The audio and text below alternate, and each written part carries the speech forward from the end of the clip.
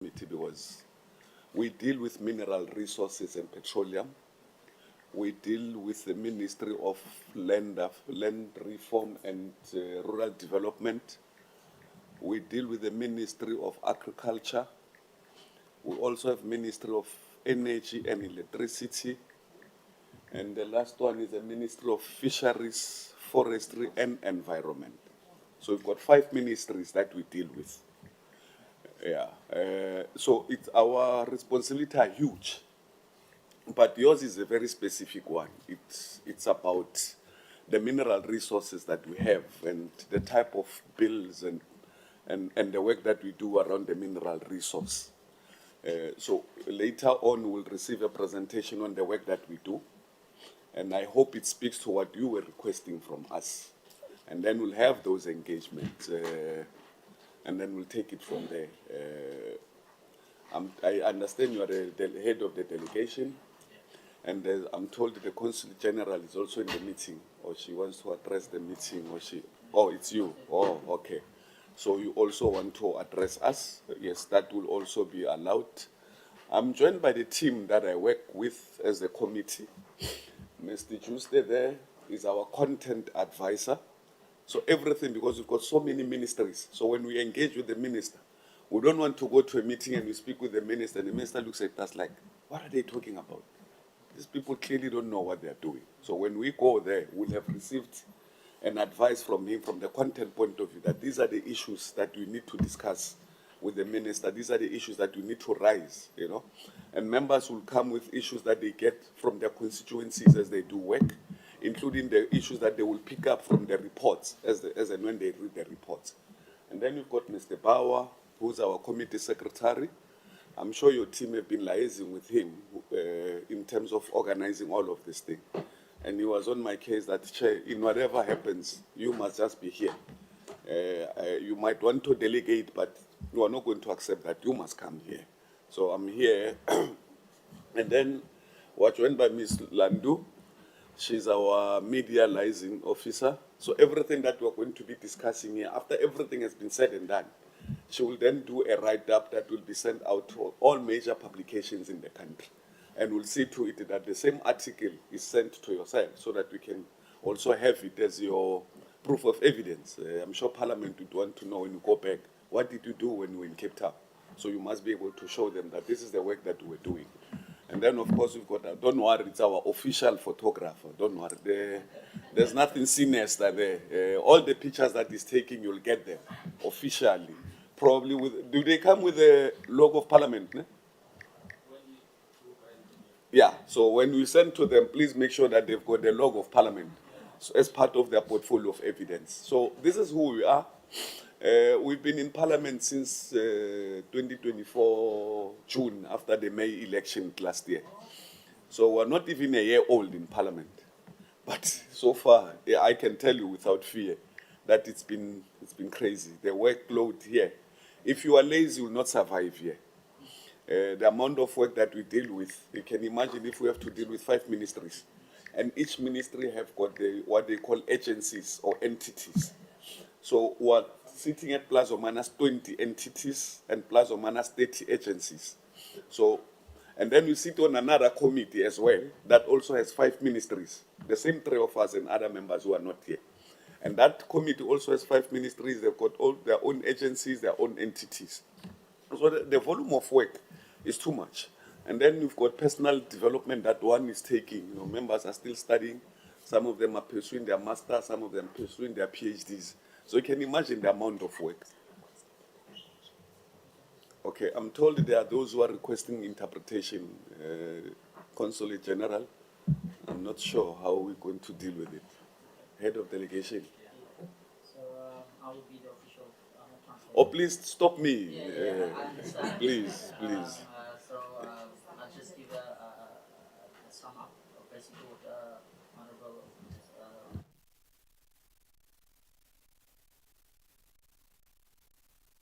Mike. Oh, sorry. Yeah, so selamat pagi. Selamat datang untuk semua anggota dari pemerintah Indonesia. Kita bilang terima kasih untuk datang ke Parlemen Afrika Selatan, dari bagian saya sebagai Honorable MP MG Modese dan yang lain Honorable Members, kita bilang selamat datang. Dari bagian kita, dari bagian Honorable Mapelo dan Honorable Kennedy dan lain-lain, kita sangat berhargai dan bersyukur. Terima kasih untuk sudah datang. Walaupun waktunya ketat ya, maaf ya kalau saya bahasanya kurang, tapi dalam situasi yang begini kita tidak ada semua orang yang bisa mendatang. Ada yang masih datang lewat dengan pesawat, tapi akan sampai dengan waktu dekat.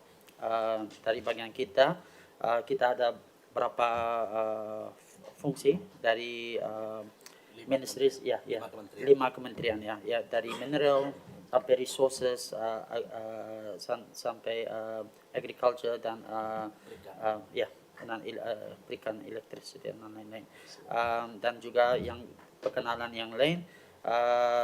Terima kasih juga untuk Pak Konjen untuk yang datang tadi disebutin, dan semua anggota, dan diperkenalkan yang lain Honorable Mr. J. Joester dan sebagai Committee Content Advisor, dan Honorable Mr. A. Bawa, Committee Secretary, dan juga Ms. Y. Lando dari Media Content dan fotografer yang akan membagikan semua foto-foto nanti dengan gambar logo parlemen. Ya. Tadi Minister menjelaskan bahwa mereka ada banyak kerjaan karena baru jadi 1 tahun yang bekerja sama sebagai GNU, dan baru bulan Mei atau Juni mereka sudah jadi satu kompakan untuk usaha untuk kerjaan sama dengan menyelesaikan semua kegiatan kerja yang ada di Afrika Selatan. Dari bagian itu dijelaskan tadi bahwa di komitinya dari bulan Mei Juni dalam 1 tahun itu dalam 5 menteri itu dia ada plus ya, divisi 30 plus agensi itu yang diperlukan untuk diusaha untuk menyelesaikan semua kegiatan kerja dari bagian parlemen ini. Dan kalau dipikirkan dalam 1 tahun aja itu cukup banyak kerja buat semua. Jadi mereka sangat sibuk sekali, tapi sangat juga bersyukur untuk pertemuan ini dengan Parlemen Indonesia dan pemerintah Indonesia, dari fokus atas kerjasama atau bagaimana kita bisa kerjasama atas mineral dan resources dan berbagai sama bekerja sama bagaimana kita bisa maju dan bekerja sama untuk depan. Itu sambutnya. Yeah. Thank you. No, thank you. Please advise us because we're going to receive a presentation. So you'll advise where you'd want him to stop so that we can translate and allow him to continue. So that we don't speak and speak and speak. Yeah. I would appreciate the 2-minute interval, 3-minute interval in between the no, just indicate to him. Okay. Once you think you have captured enough, Okay. just indicate to him so that we can then Okay, translate. sure. Yeah, so that it's a two-way communication. Okay, Yeah, thanks. thank you. So let me then stop there and hand over to you as the head of the delegation. I see your delegation is quite big. I wish all our members were here. It was going to be very interesting, but we'll try our level best to represent even those that are not here. Thank you so much. Yeah. Silakan.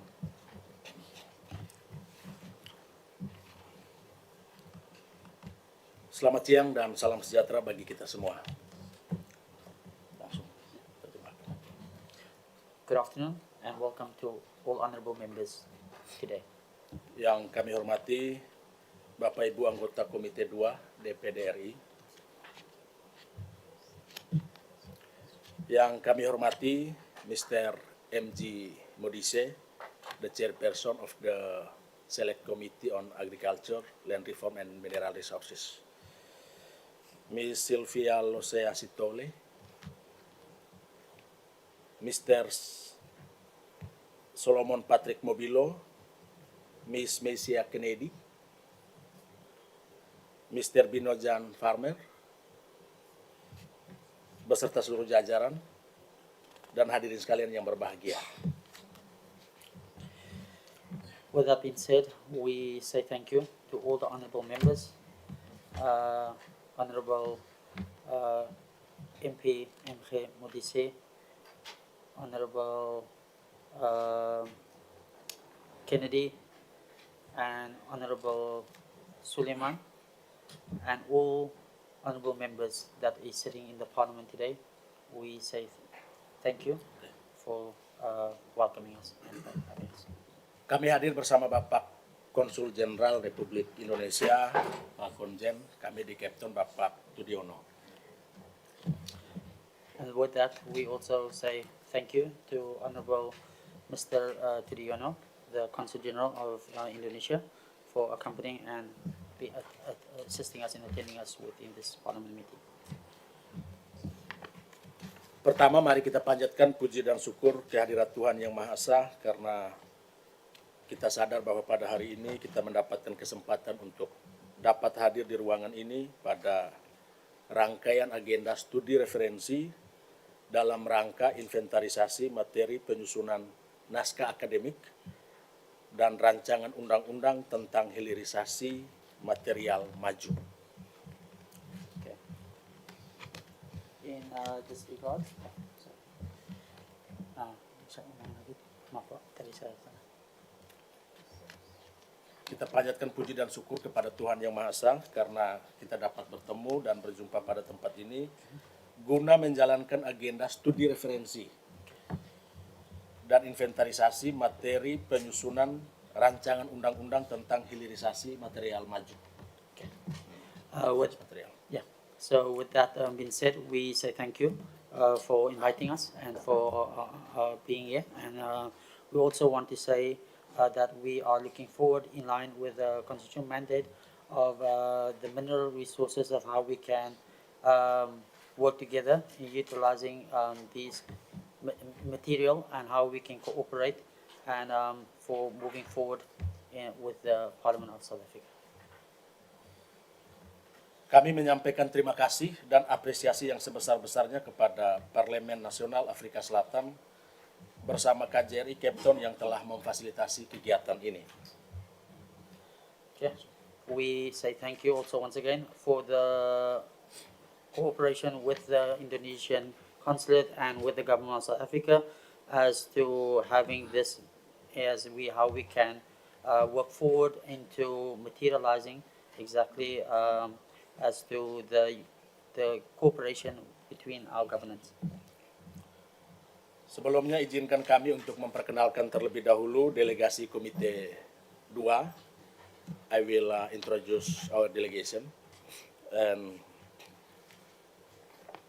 I will give each delegation to introduce themselves and when they come from, because you know, Indonesian, we have 38 members in our committee, 38 members, and we divide on two parts of delegation.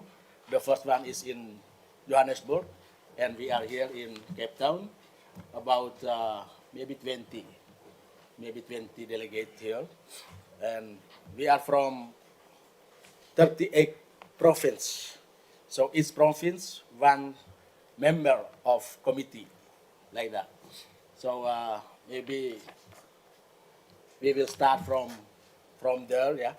They will introduce themselves, please. Yeah. Okay. Okay, thank you, Chairman. I am Excellencies, Mr. Members of Parliament of South Africa. I am Darmansyah Hussein from Bangka Belitung Province. The province is best economic by mining. Tin. Yeah, tin mining. Yeah. I am the vice president of the Parliament Cooperative Body of the DPD RI. Thank you very much. Assalamualaikum. Salam. Okay, next. Lisa. Sudah. Morning, Excellency. My name is Liz Tabuni. I'm from Central Papua Province. Okay, thank you. Next, Central Papua. Yes. Randy.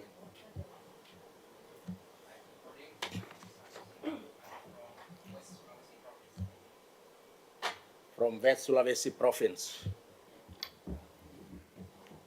Thank you. I'm Febrianti Ongkiriwang. I'm Member of Parliament from Central Sulawesi. And I'm from North Morowali. The famous, the best product. The we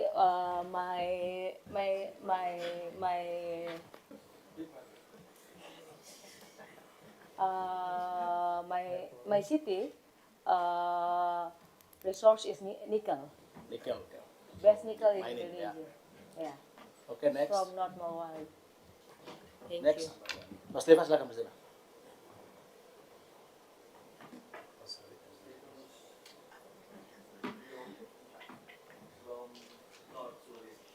Okay.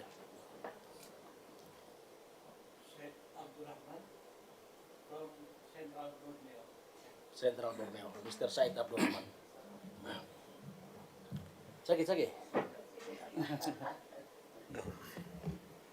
Thank you, Your Excellency. Good morning. My name is Azhari K. I province Aceh, Sumatera, DVD from Indonesia. Thank you much.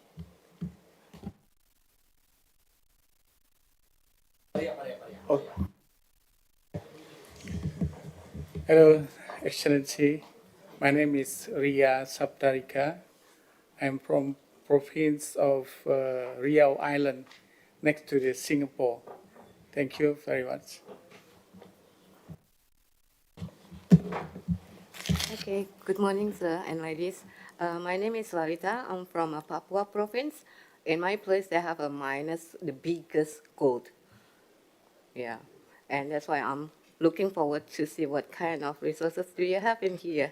Thank you so much, and my pleasure to be in Africa. This is my first time, and I'm so glad. It's so amazing in here. Thank you so much. Good morning. My name is Elisa Ermasari. I'm from Bengkulu Province. Thank you. Good morning. My name Happy Jarot from DKI Jakarta, Indonesia. Thank you. Thank you. Jack. Good morning. Assalamualaikum warahmatullahi wabarakatuh. My name's Rahmiyati from Gorontalo, Sulawesi. Thank you.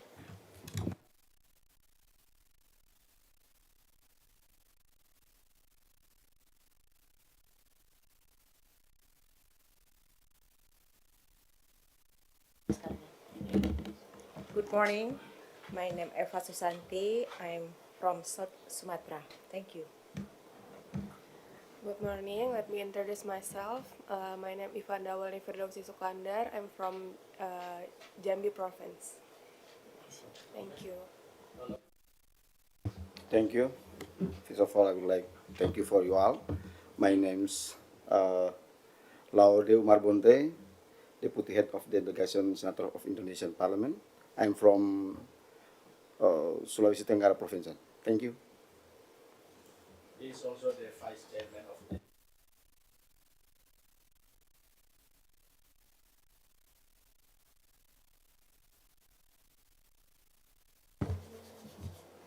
Komite 2 DPD RI sebagai salah satu alat kelengkapan Dewan merupakan cermin prinsip representasi teritorial regional yang memiliki ruang lingkup tugas meliputi fungsi legislasi, pengawasan atas undang-undang. So the Honorable Head Pawake Kapu has mentioned that the Committee Dewan and the leadership of the Republic of Indonesia are one of the most fulfilled departments of the DBD of Republic of Indonesia that has the forward thinking of principle, representation and tutorial about the regional representation and has enough space for the functional and legislation of forward progress going forward and for the corporate relations. Saat ini Komite 2 DPD RI yang salah satu bidang tugasnya berkaitan dengan pengelolaan sumber daya alam dan sumber daya ekonomi sedang melakukan inventarisasi materi berkaitan dengan penyusunan rancangan undang-undang tentang hilirisasi material maju. So as he mentioned is that honorable mention is that part of the jurisdiction and the cooperation that has been made and built is to pursue forward thinking and in process as in strategies of the industry of the mineral and the material as how we can be stable and solid as in going forward for the Republic of Indonesia and RUU hilirisasi material maju. So as part of the progress of the material and forward progress regarding to the minerals and the landscape as part of the jurisdiction, that can obvious be made more stabilized and fundamental cooperation as an ecosystem and moving forward. Material maju dapat menjadi kunci sukses industrialisasi di Indonesia. Untuk mendorong terwujudnya industri material maju sebagai industri strategis nasional, maka diperlukan landasan hukum yang kuat dalam bentuk undang-undang tentang pengembangan dan peran strategis industri material maju bagi kemandirian dan kemajuan Indonesia. Okay. So as part of this process, the operation and functional system as to the forward-thinking technology systems that has to cooperate as how from the Indonesian perspective, the innovation and the way of moving forward for a progressive thought for the future of Indonesia. Rancangan undang-undang ini juga akan menjadi landasan hukum yang kuat guna mengamanatkan terbangunnya fundamental ekosistem dan keunggulan kompetitif industri nasional berbasis teknologi tinggi dan inovasi secara berkelanjutan untuk mewujudkan negara industri tangguh di tahun 2035 sebagai langkah awal strategis mencapai Indonesia Emas 2045. So as part of the forward thinking and innovative progress of Indonesia and the cooperative ecosystem, they have to have a competitive industry in such a way as how the national perspective can move forward with the innovative thinking as to cooperate the system of implementation of reaching the goal towards the country's perspective of the industry goal for the year of 2035. And as part of that, the strategies has to be of that as infirm and especially with one of the strongest minerals and that is to reach Indonesia's goal by 2045. Indonesia's goal is the vision, Indonesia's vision in 2045. The vision. Okay. Ya. Dalam pertemuan ini ada beberapa isu substansi yang menjadi tema yang akan kami diskusikan. Yang pertama, bagaimana perencanaan pengembangan material maju di Afrika Selatan, khususnya di Cape Town. Yes. So in this gathering and meeting with the honorable members in a substantial organization, and as you can see, is that how we can discuss these matters. And the first matter is that how we can plan a cooperative forward-thinking and cooperation as in material regarding to the material of Indonesia and the material for forward and going forward in South Africa and especially in Cape Town. Two, bagaimana pengembangan material maju sebelum dan sesudah penerapan hilirisasi? Okay. And also how we can develop these materials forward and going forward before and after, as in the preparation of the hilirisasi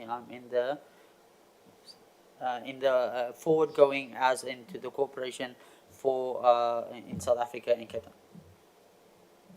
Hilirisasi. Tiga, bagaimana menjaga dan meningkatkan added value material maju dengan tetap mengindahkan aspek lingkungan hidup. And then thirdly, how we can protect and in our cooperation and improve added value to the material as what we can move forward as in cooperation, with always keeping in mind keeping the aspect of protecting the citizens and the environment of the area zones. Empat, apa yang menjadi faktor kendala dalam pengembangan advance material?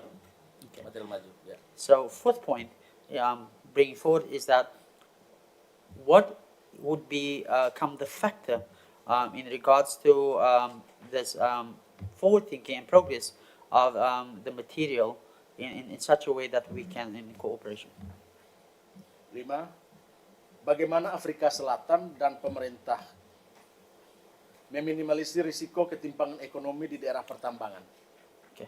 And then the fifth point is that how can South Africa and the governance of Cape Town, South Africa, minimize the risk involving in regarding to safeguarding the economy and in the area and still having the forward progress in regards. 6. Apakah ada ketidaksinkronan antara kebijakan pusat dan daerah dalam pengembangan material maju? Okay. And 6 point is that apakah ada ketidaksinkronan? So how they cannot be any Disharmony. disharmony and in regards to the process of the central of the area which is in progress of the cooperation and working together in the materials and the resources that we are cooperating. 7. Apa usulan strategi yang perlu diperhatikan dalam pengelolaan pengembangan material maju? Okay. And then 7th point is that what would be the subject and the strategy that is needed to the full focus and in regards to the extraction or the cooperation of the resources and how we can assure that it's in a safeguard environment. Kami berharap agar kunjungan kami dapat memperoleh masukan dan aspirasi yang komprehensif dari para anggota parlemen di sini. So with that being said, we do hope and pray that our gathering with the government of South Africa and Indonesia has this deep consideration as in cooperation as to how we can assure that we get heard and understood in regards of our cooperation and the draft of this invitation and also how we can obviously cooperate and work together going forward. Demikian sambutan ini kami sampaikan. Kami ucapkan terima kasih kepada Parlemen Nasional Afrika Selatan serta seluruh hadirin yang telah menghadiri pertemuan ini. Selamat siang, salam sejahtera bagi kita semua. With that being said, once again, would like to say thank you to all the honorable members here today, and wishing you all the best. And thank you once again. We want to say great big thanks from our side and our parliament and our governance position to the national governance of South Africa for having us and for having us in such a welcome and such a good state. Thank you. Selanjutnya kita persilakan kepada Pak Konjen. Yeah, we hand over to the Consul General of Indonesia. It's a very good morning, Honorable Mr. Chairman of this session and Honorable Member of the Parliament, Bapak Wakil Ketua Komite dari DPD dan Bapak Ibu anggota DPD yang kami hormati. First of all, we would like to express First of all, we would like to express our sincere gratitude and appreciations for the very warm welcome by the National Assembly to extend it to our delegations. That is amid your very busy, hectic schedule to meet with your constituents, but you strive to avail your precious time to meet the delegations. And secondly, we also would like to highlight that our relations and cooperation between South Africa and Indonesia is growing stronger and stronger, and we have converging elements that could be very good ingredients in strengthening our relations. That is the existence of Indonesia diaspora, the Cape Malay, which now reach more than 330,000 people. That is the descendants of Indonesia. With the arrival of Sheikh Yusuf Al Makassari to Cape Town in 1694, and then followed by several ulama. They inspired and initiated the fight, the struggle of the South African people against the Dutch colonial. And Sheikh Yusuf Al Makassari, even regarded by the great leader of Nelson Mandela as one of the finest sons of South Africa. And in 2005, Sheikh Yusuf Al Makassari also awarded as a national hero of South Africa, while in Indonesia, he was awarded as a national hero in 1995. So we have the same national hero as a figure, that is Sheikh Yusuf Al Makassari. During my meeting, I, at the time, with ambassadors of ASEAN countries in Pretoria, met with the Speaker of Parliament in February, and we at that time agreed how to strengthen relations between South African and ASEAN countries, particularly for Indonesia, and more specifically in Parliament, with the facilitations, make it easing the movement of people, as expressed by President Cyril Ramaphosa at the time. That is, we agreed that we could strengthen people-to-people relations, and particularly parliament to parliament. And this is exactly a follow-up of that meeting. And I hope that our meeting today, as also introduced by the head of the delegations, touch upon a very several and strategic issues. That is the mineral, the downstreaming of the mineral resources for the advanced materials. I believe this would benefit our two countries in managing prudently that advanced materials. I thank you, Mr. Chairman.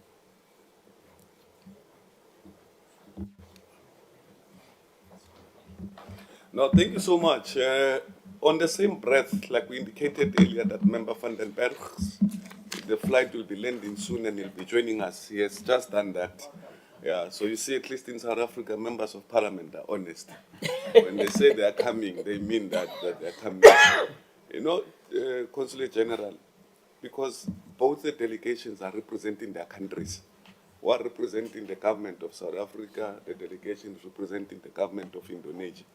If this was a football match between South Africa and Indonesia, they will have started with national anthem. That's how football is organized. We are politicians, but you don't have a national anthem. You know, so maybe next time we must do it better. When we go that side. Because you know, national anthem has an ability to bring you back. You know, the history that you are giving us, from the 130,000 to today, you are almost 300 million, the population of Indonesia. Yeah, yeah, yeah. It's almost 300 million. So you are almost 6 times bigger than South Africa. And you are saying you've got 38 provinces, and you only have 9 provinces. Only 9. And your system is, I'm sitting here and I'm thinking, my goodness, 38 of you representing each province. Phew. It must take something for you to be a member of parliament. It must come with a great honor. It must be a great prestige to know that you are the lucky one of the entire population of your own city or your own province. You are the only one. You know, I don't know how many you are in your province. 5 million people. Out of 5 million people, you are the only one. Sorry, sir, we 4 Okay. province, but we divide in our... Oh, 4 per province, which is still not bad. It's still not bad. Yeah, it's still not bad.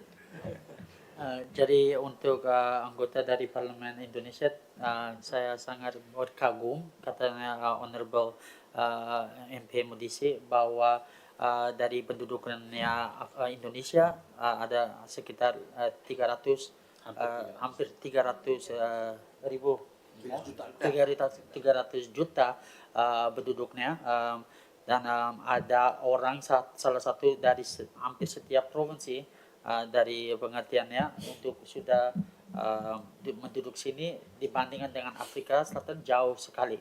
Jadi dia mengagum itu untuk masuk dalam posisinya dalam parlemen memang kerjaan keras dan banyak pikirannya bagaimana untuk bekerja paling baik untuk negara untuk maju ke depan. Jadi itu yang dikagum dari MP-nya, dan juga tadi dibilang dari bagian minister tadi sudah mendatang. Jadi kalau orang Afrika Selatan memang begitu, kalau ada janjian mereka akan datang, walaupun terlambat lewat pesawat akan datang. Dan selain kali kalau ada sempat lain kita coba dari bagian parlemen kita akan menyanyikan lagu nasional, karena dengan kalau pemain bola antara Afrika Selatan dan Indonesia, ya pasti akan menyanyikan lagu nasional. Dan kita harus jadi contoh untuk negara kami, dan Parlemen Honorable yang lain bilang lain kali mungkin kalau mereka datang ke Indonesia, mudah-mudahan bisa menyanyi bersama. Terima kasih. Maybe let's invite Mr. Juste to give us the presentation. Now that we are done with formalities, let's get to the business of why. I don't know, I think it's about 18-hour flight from Indonesia to here. 18 now. 18. Yeah. Or you go first to Doha. Oh, okay. So 18 hours in Moyeni. So let's hand over to Mr. Juste to give us a presentation, and then we engage based on what we are doing and what you are doing, and then we see how best can we help each other. Because I'm sure there are things that you are doing that we can also take and try and replicate here back home, because you are a very small population, almost 60 million, and you are almost 300 million. And welcome to Africa, welcome to South Africa. I hope it has been so good so far, and we'll see you more. Next time when you have this delegation, you have business people as well and investors here, you know, and try and create as many jobs as possible and grow our economy. So, Mr. Juste, we're handing over to your good self. Will it be fair to give you a whole hour for your presentation? Or is it too little? I'm going to try to just simplify what I say. I made the mistake of not preparing for translation. Therefore, I have very busy slides. But what I can do, I can leave the slides up, try to simplify and explain what it is about, and try to stick to an hour. So what hour will serve so that you have enough time for discussions? I'm quite confident, yes, Chair. Thank you very much. Yes, sir. Yeah. Jadi dari Honorable MK Modese bilang sekali lagi terima kasih sekali lagi untuk semua. Dengan ini mudah-mudahan lain kali kita mencoba punya lebih banyak orang berbisnis dari Indonesia juga di sini supaya kita bisa lihat bagaimana kita bisa saling bekerja sama antara negara dan lain-lain karena ada banyak kita bisa belajar dari negara seperti Indonesia. Kita mah orang negara kecil sekitar 60 juta penduduk dibanding dengan Indonesia jauh sekali. Jadi dengan itu ada banyak pelajaran kita bisa ambil. Tapi sekarang kita akan mendengarkan presentasi dari Honorable Mr. Churster dan dia akan mencoba untuk menjelaskan dengan waktunya supaya ada cukup untuk terjemah kalau diperlukan. Terima kasih. And Thank you.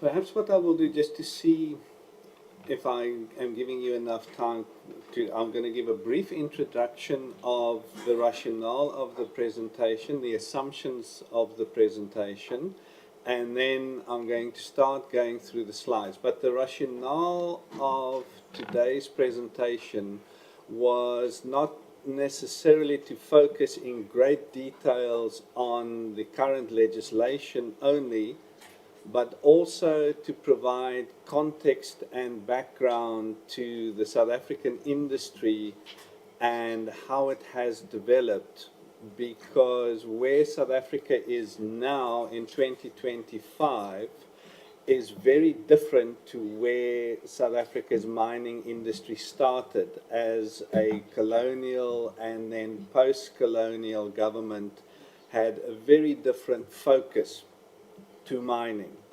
And much of what is happening in South Africa now is an attempt to transform an existing industry in a new direction rather than to establish a new industry, which is a very different prospect. Ya, jadi dari Honorable Mr. Josta sekarang bilang dia akan mencoba karena kurang persiapan material yang cukup bagus, yang bukan cukup bagus tapi yang lengkap untuk menjelaskan untuk delegasi dari Indonesia yang tetap tapi yang penting yang akan menjelaskan perbedaannya legislasi yang sekarang yang dalam zaman ini yang bagaimana sudah berbedakan dengan legislasi dan latar belakang dari mining di zaman dulu waktu di pemerintahannya yang di zaman dulu dibandingkan dengan zaman sekarang. Jadi dia akan mencoba menjelaskan perbedaannya dan kepentingannya sekarang. Thank you. Okay. Just as a short background to what it is that the country is blessed with in terms of resources, there is a short list, 2 slides, if this isn't the full list, of major geological complexes that is present within South Africa and the minerals they contain. So I'm not going to spend too much time on them apart from saying that the country has got at least 7 different major geological formations and significant deposits in everything from gold through to coal, diamonds, cobalt, nickel, copper, platinum, and a number of other elements that are constantly being added to the list. I will quickly go to the second slide. These are the last groups of mineral deposits in South Africa. We also have heavy mineral sands. So even our shoreline are potential mining areas for ilmenite, rutile, and zircon. And historically also a very long history of copper and silver exploitation in the Northern Cape. So almost every province of the country has got some form of mining, either open cast or deep mining for iron or for gold or for platinum. Our mines are open cast through to 3 kilometers deep. So the technology of South African mining spans everything from collecting sand on a beach through to creating a 3 kilometer deep mine. Jadi honorable members dan semua anggota dari pemerintah Indonesia, dari latar belakangnya dari pertambangan dari Afrika Selatan, dan orang sudah banyak kompleksnya dari daerahnya seperti Palabarwa, Igneous Complex yang sudah berpanjangan depositnya dari copper, phosphate, titanium, vermiculite, feldspar, dan zirconium ores. Ini semua yang sudah dalam tanahnya yang bisa didapatkan di Afrika Selatan. Dan juga ada berlian, ada kimberlite, dan semua material ini yang bisa didapatkan di tanahnya Afrika Selatan. Jadi ada banyak yang plus yang dari setiap provinsi yang deposit ini yang bisa menemukan selainnya yang ada copper, silver, dan lain-lain di utara Cape dan daerah lain-lain. Jadi cukup banyak. Now, in terms of just industry position, South Africa has the largest deposits of platinum group metals, with almost 90% of the world's platinum group deposits, 80% of the world's manganese deposits, 72% of the world's chromium, and almost 30% of the world's gold. Apart from that, South Africa has 51% of the world's ferrochromium exports at present and 54% of the aluminosilicates. The industry position, therefore, is a world player in many of the resources that the country has, but due to the age of or the extent of mining, especially gold. Gold has well over 100 years of history of exploitation, and South Africa is starting to reach the end of its economic capacity in terms of some of its minerals. Gold, for instance, has seen an 80% fall in output simply because of the challenges of reaching the remaining gold and the cost involved with exploring for new deposits. So while South Africa has a massive mineral resource still available to it, parts of the industry is reaching a decline due to the ore having been exploited for over 100 years. Jadi honorable anggota pemerintah Indonesia, jadi belajarnya kita bisa lihat dari persentage yang ada sudah di Afrika Selatan, sudah jadi pemain yang paling besar di seluruh dunia atas resourcesnya seperti platinum, metals yang sudah hampir 90% di seluruh dunia, manganese ada sekitar 80%. Chromium hampir 75% dan emas sekitar 30%. Afrika Selatan kontribusinya sekitar 50% lebih untuk seluruh dunia, dan ferrochromium exports dan 54% dari aluminium silicates. Selain itu ekspornya komoditis itu termasuknya ferromanganese dan feldspar. Di Afrika Selatan sudah ada banyak exploitation yang dari zaman dulu, lebih dari 100 tahun lebih dari pemerintah dari zaman dulu Jadi dari zaman waktu itu sudah hampir 80% itu sudah jatuh dan sudah turun banyak sekali lewat eksploitasi itu. Jadi Afrika Selatan sekarang harus juga cari lain caranya untuk memproduksi dan untuk carinya resources yang lainnya yang bisa untuk membantukannya eksploitasi yang Afrika Selatan sudah mengenai. In terms of the broad overview of South Africa's position in terms of the international investor market, there has been a fair amount of shift, and South Africa is experiencing criticism from many of the international investors because South Africa is taking a far more involved approach to what it would like to see in terms of investment behavior and in the special circumstances under which South Africa is positioning its mineral wealth in terms of country development and also people's rights.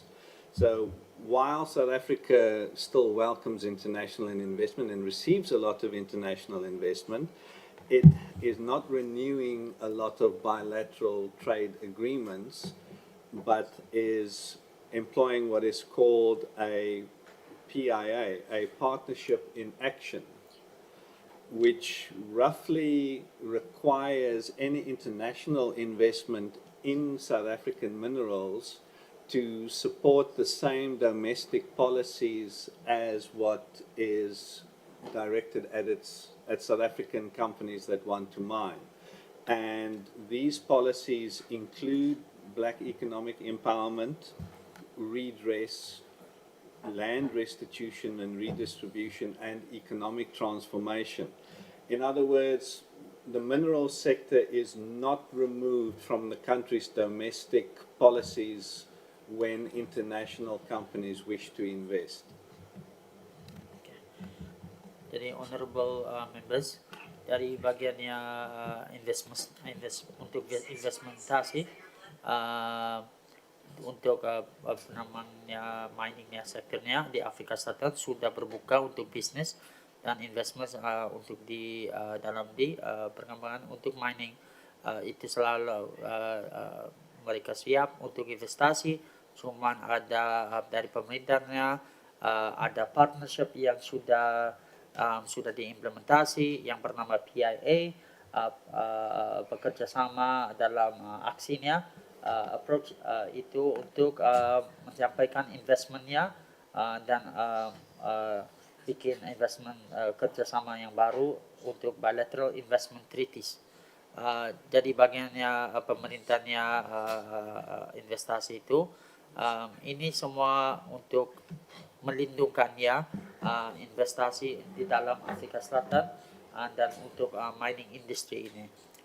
Jadi untuk semua orang itu yang mau investasi di Afrika Selatan ada yang kita harus mengingatkan dalam negara fokusnya, karena itu memang BEE atau Black Empowerment untuk memperbaiki bekerjasama dengan orang asli penduduk yang berwarna dan redress dan land restoration itu, dan untuk mengamani dan mengamani tanahnya dan juga membangunnya rumah dan restitusi dalam setiap daerah dan tanah di Afrika Selatan, dan untuk juga dibagikan untuk ekonomi transportasi dalam negara Afrika Selatan.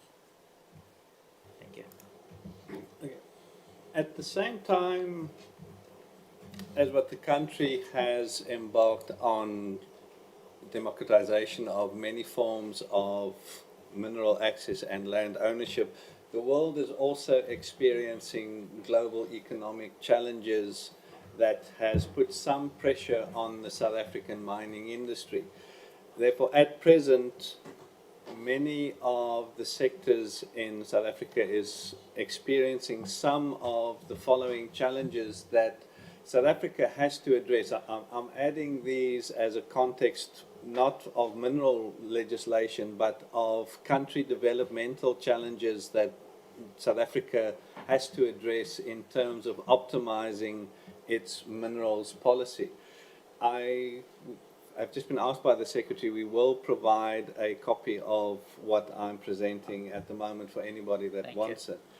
So South Africa has energy supply challenges, which obviously for heavy industry is a concern.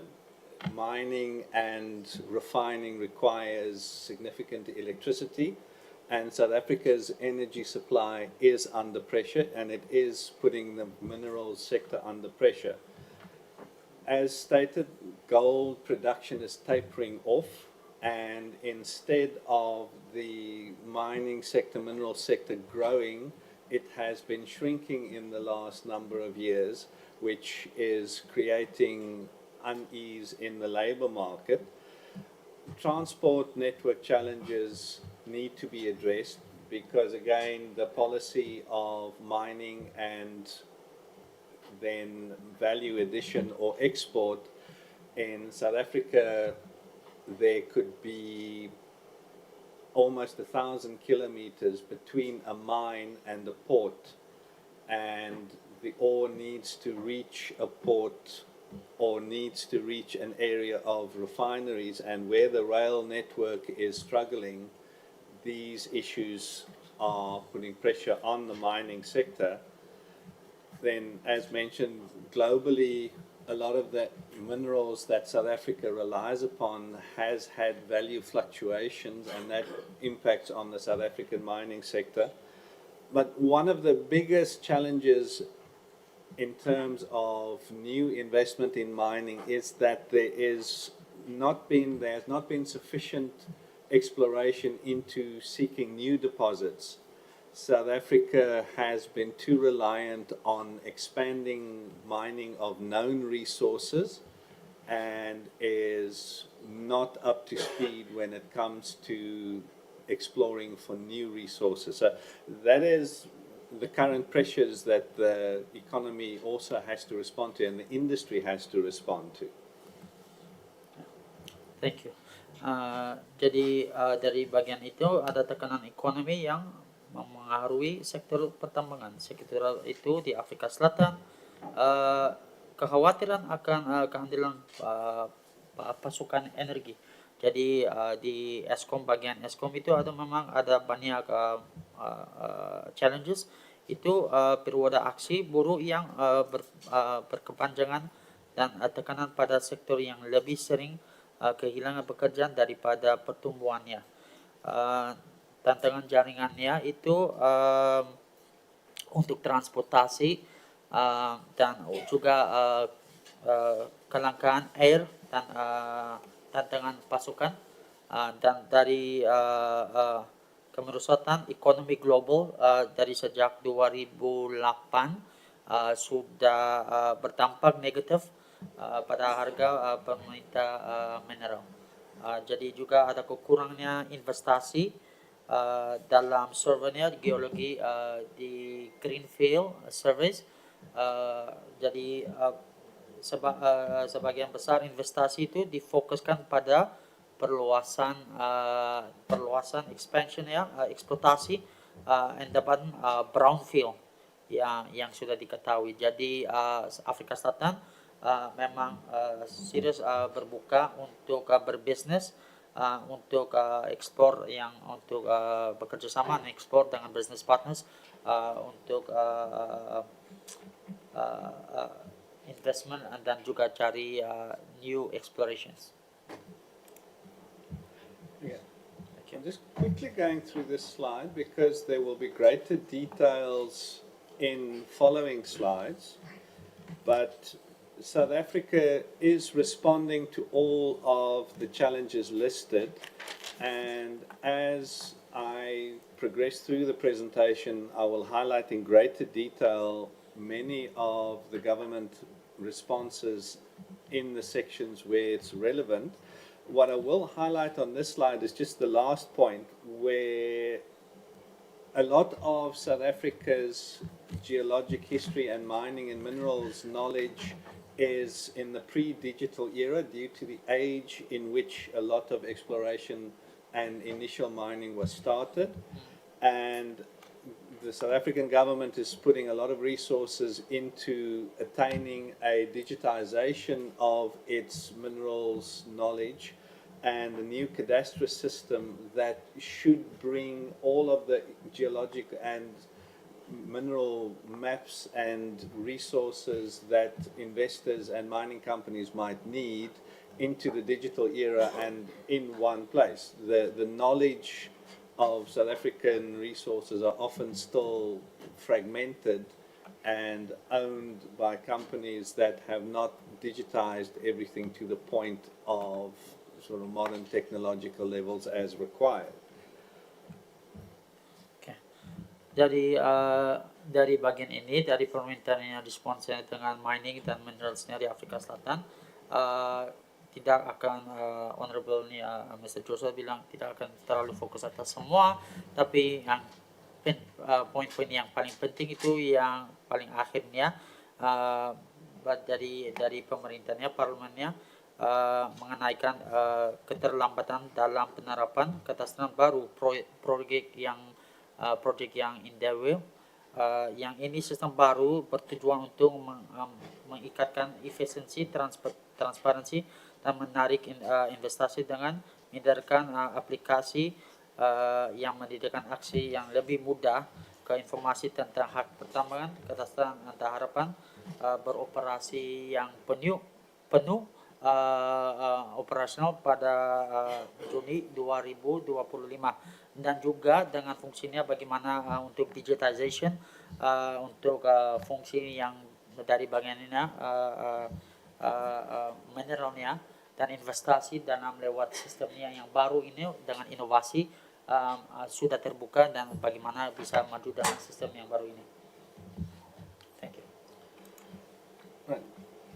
In very broad terms, the main shift that has happened in South African mining law and mineral ownership is historically in the previous dispensation, if you owned the land, you owned the minerals and you had the right to apply to mine. Land ownership was very limited. A very small percentage of the country owned everything. Therefore, anybody that was not of the previous dispensation's landowner group had very little access to mining. What has happened since 1994 is that government has taken over the administration of mineral resources. Land ownership is now removed from mineral rights of any mineral underneath the land that you may own or on the land that you may own. And applications for mining rights is on a first come, first served basis, which means that the owner of the land doesn't have exclusive use rights of the minerals. Anybody has got the right to apply for a mining right, but the legal owner of the land doesn't lose the ownership of the land. It is merely a minerals transaction, it's not a land transaction. And what is also very important is that a rights application needs to be accompanied with a demonstration from the company that wishes to mine that it is able to perform all mining and environmental rehabilitation and social investment work before a right will be allocated. So one cannot opportunistically apply for a right merely to be the person that has the right. An application for such a right needs to be accompanied with a full demonstration of technical and financial abilities to perform the mining that would be required. Okay, thank you. Jadi dari jelasan dari latar belakang itu di Afrika Selatan memang dari kepemilikan tanah dulu tidak boleh mining di daerahnya atau di tanahnya. sebelumnya seperti itu. Jadi harus ada permisi dari pemerintah. Jadi pemerintah itu sendiri bisa mining aja. Tapi sekarang mereka udah mau bikin caranya baru ini supaya bagaimana orang itu pemilik tanahnya bisa dapat permen untuk mining aja di tanahnya, mau ada tanah bagaimana besar itu dia bisa dapat izinnya. Jadi di depannya udah menjelaskan dan bagaimana mereka udah mau berubah fungsional ini dalam pemerintah Afrika Selatan. Nanti juga tadi Mr. Joe sudah menjelaskan akan membagikan kopi dari dokumentasi ini. As a transition, one of the big challenges that the government was obviously faced with was existing mines and existing rights when the shift came from land ownership based to being able to apply for a right without owning the land. The solution was that with a limited period of time, government allowed for mining companies to apply for the transition of their existing rights into the new order. In other words, anybody that was operating a mine or had rights to mine under the old system was allowed permission to apply to transition into the new system. That process is nearly complete and took longer than expected, but that process has allowed for the continuation of much of the country's existing mining activity, but with changes to the regulations governing the mining. Thank you. Jadi dari tadi dijelaskan ini transisi ini pengaturan transisi dari pemerintah Afrika Selatan sudah berjalan ini sekarang.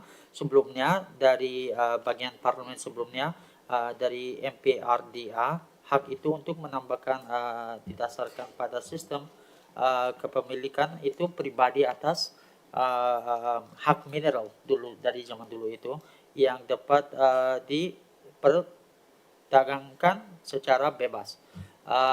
Jadi untuk akomodasi itu transisi hak mineral ke pengawasan negara tanpa merampas itu hak eksplorasi dan pertambangan yang ada dari industri yang ada. MPRDA memuatnya ketentuan dan perincian yang memungkinkan konversi hak tatanan lama menjadi hak prospeksi dan hak pertambangan yang diatur oleh MPRDA.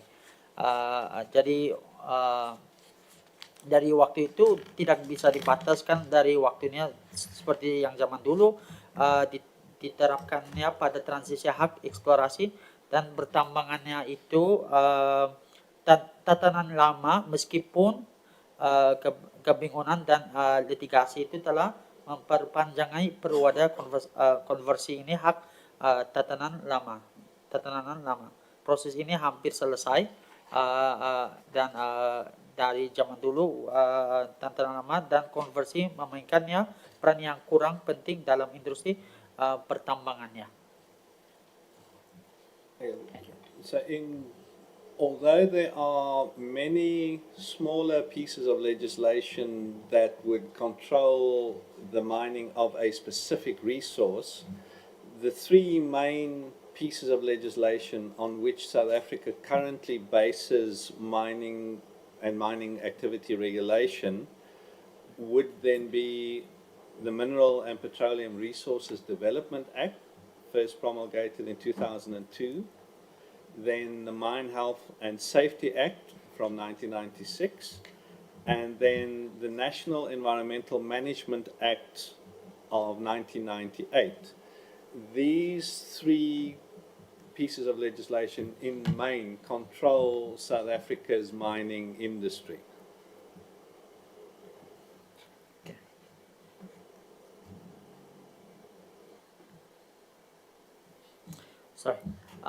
So dari bagiannya Afrika Selatan ya ada tiga bidang yang penting, yang paling penting untuk dari bagian Afrika Selatan itu Itu sebelumnya yang empertia hak itu um, yang paling penting itu adalah dari Mineral dan Petroleum Resources Development Act, MPRDA itu nomor satunya. Yang keduanya itu kemudian dari keamanannya dan health, yang kesehatan. Dan yang ketiganya yang paling penting itu dari National Environment Management Act itu NEMA, itu dari keamanannya dari Environmental Act. Itu yang paling penting di Afrika Selatan yang selalu diperhatikan. Now, much of what is also affecting South Africa's minerals and resources sector revolves around the way that land ownership and land use is being governed in the new dispensation. I do not know if there's an equivalent kind of situation in Indonesia. I apologize for not knowing exactly how all of your laws work around land ownership. But in South Africa, there has in the past been a failure to recognize previous individuals' informal right to occupy a piece of land. Legal ownership was the only matter considered, but there are a number of informal land rights that the new dispensation recognizes. The problem with recognizing various forms of land occupation and ownership separately means that the legislation pertaining to dialogue and for permission to perform mining activities also has to extend across all of the different occupation and ownership types. And what has recently happened in a number of court cases is individuals with informal rights to occupy the land is becoming recognized as individuals that have the right to oppose mining and have the right to be fully consulted in the process of allowing a mining activity to take place. Because the legislation is in conflict with each other, because the informal protection of land rights is not a piece of legislation in the mining sector, it's a piece of legislation in another sector of the country. There is challenges for mining companies to understand fully what they need to do to comply to all aspects of consultation before a right can be exercised. In South Africa, consultation with those that are affected by mining has become a very complex situation because of the different laws that apply. Thank you. Oops, sorry. Jadi dari ini legislasi ini, pertimbangan hukum terkini ini parlemennya dari Afrika Selatan, putusan pengadilan tinggi menyatakan bahwa pemberian hak pertambahan dan berdasarkan dari MPRDA sama dengan perampasan untuk tujuan undang-undang perlindungan sementara hak atas tanah informal.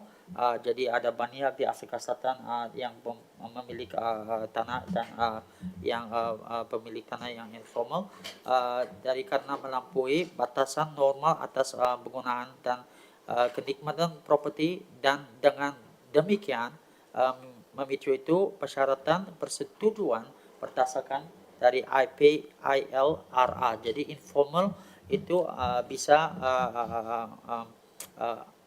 memasukkan aplikasi itu kalau lewatnya cara yang betul. Kewenangan itu untuk menerbitkan hak pertambangan ini kini hanya dapat dilaksanakan setelah kepetahuan tambahannya terhadap ketentuan yang ditetapkan dalam IPLRA jika berlaku.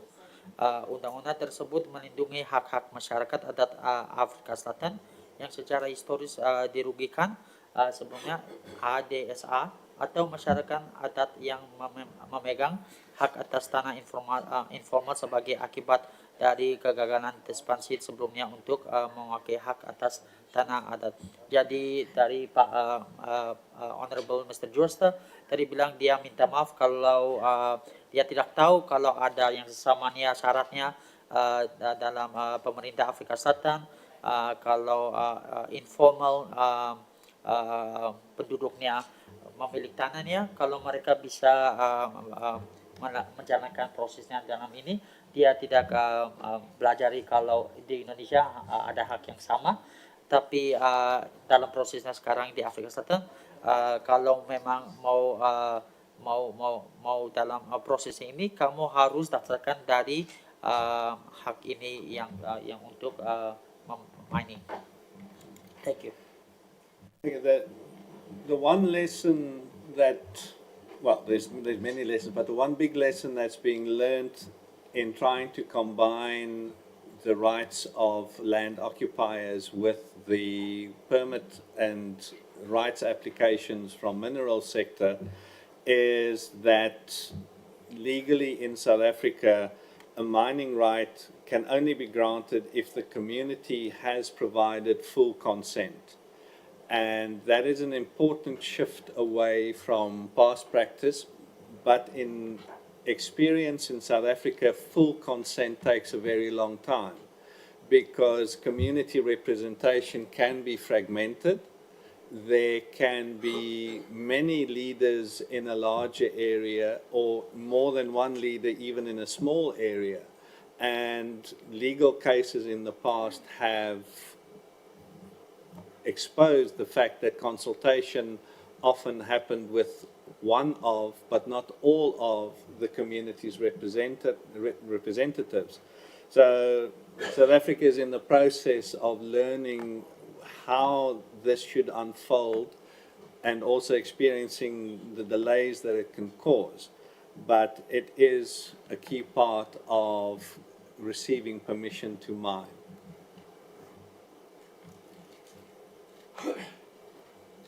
Thank you.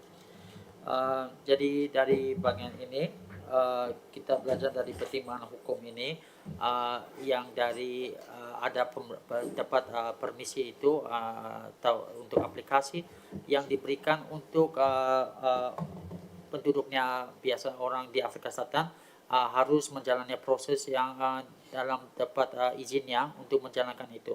Atas itu juga selama ini mereka dari parlemen dan pemerintah ini hukum ini menemukan banyak adisi kasus hukum meningkat karena proses ini memang sangat harus kerja atas supaya bisa menjalankan dalam proses yang biar semuanya bisa kerjasama untuk dapat izinnya dalam proses aplikasinya.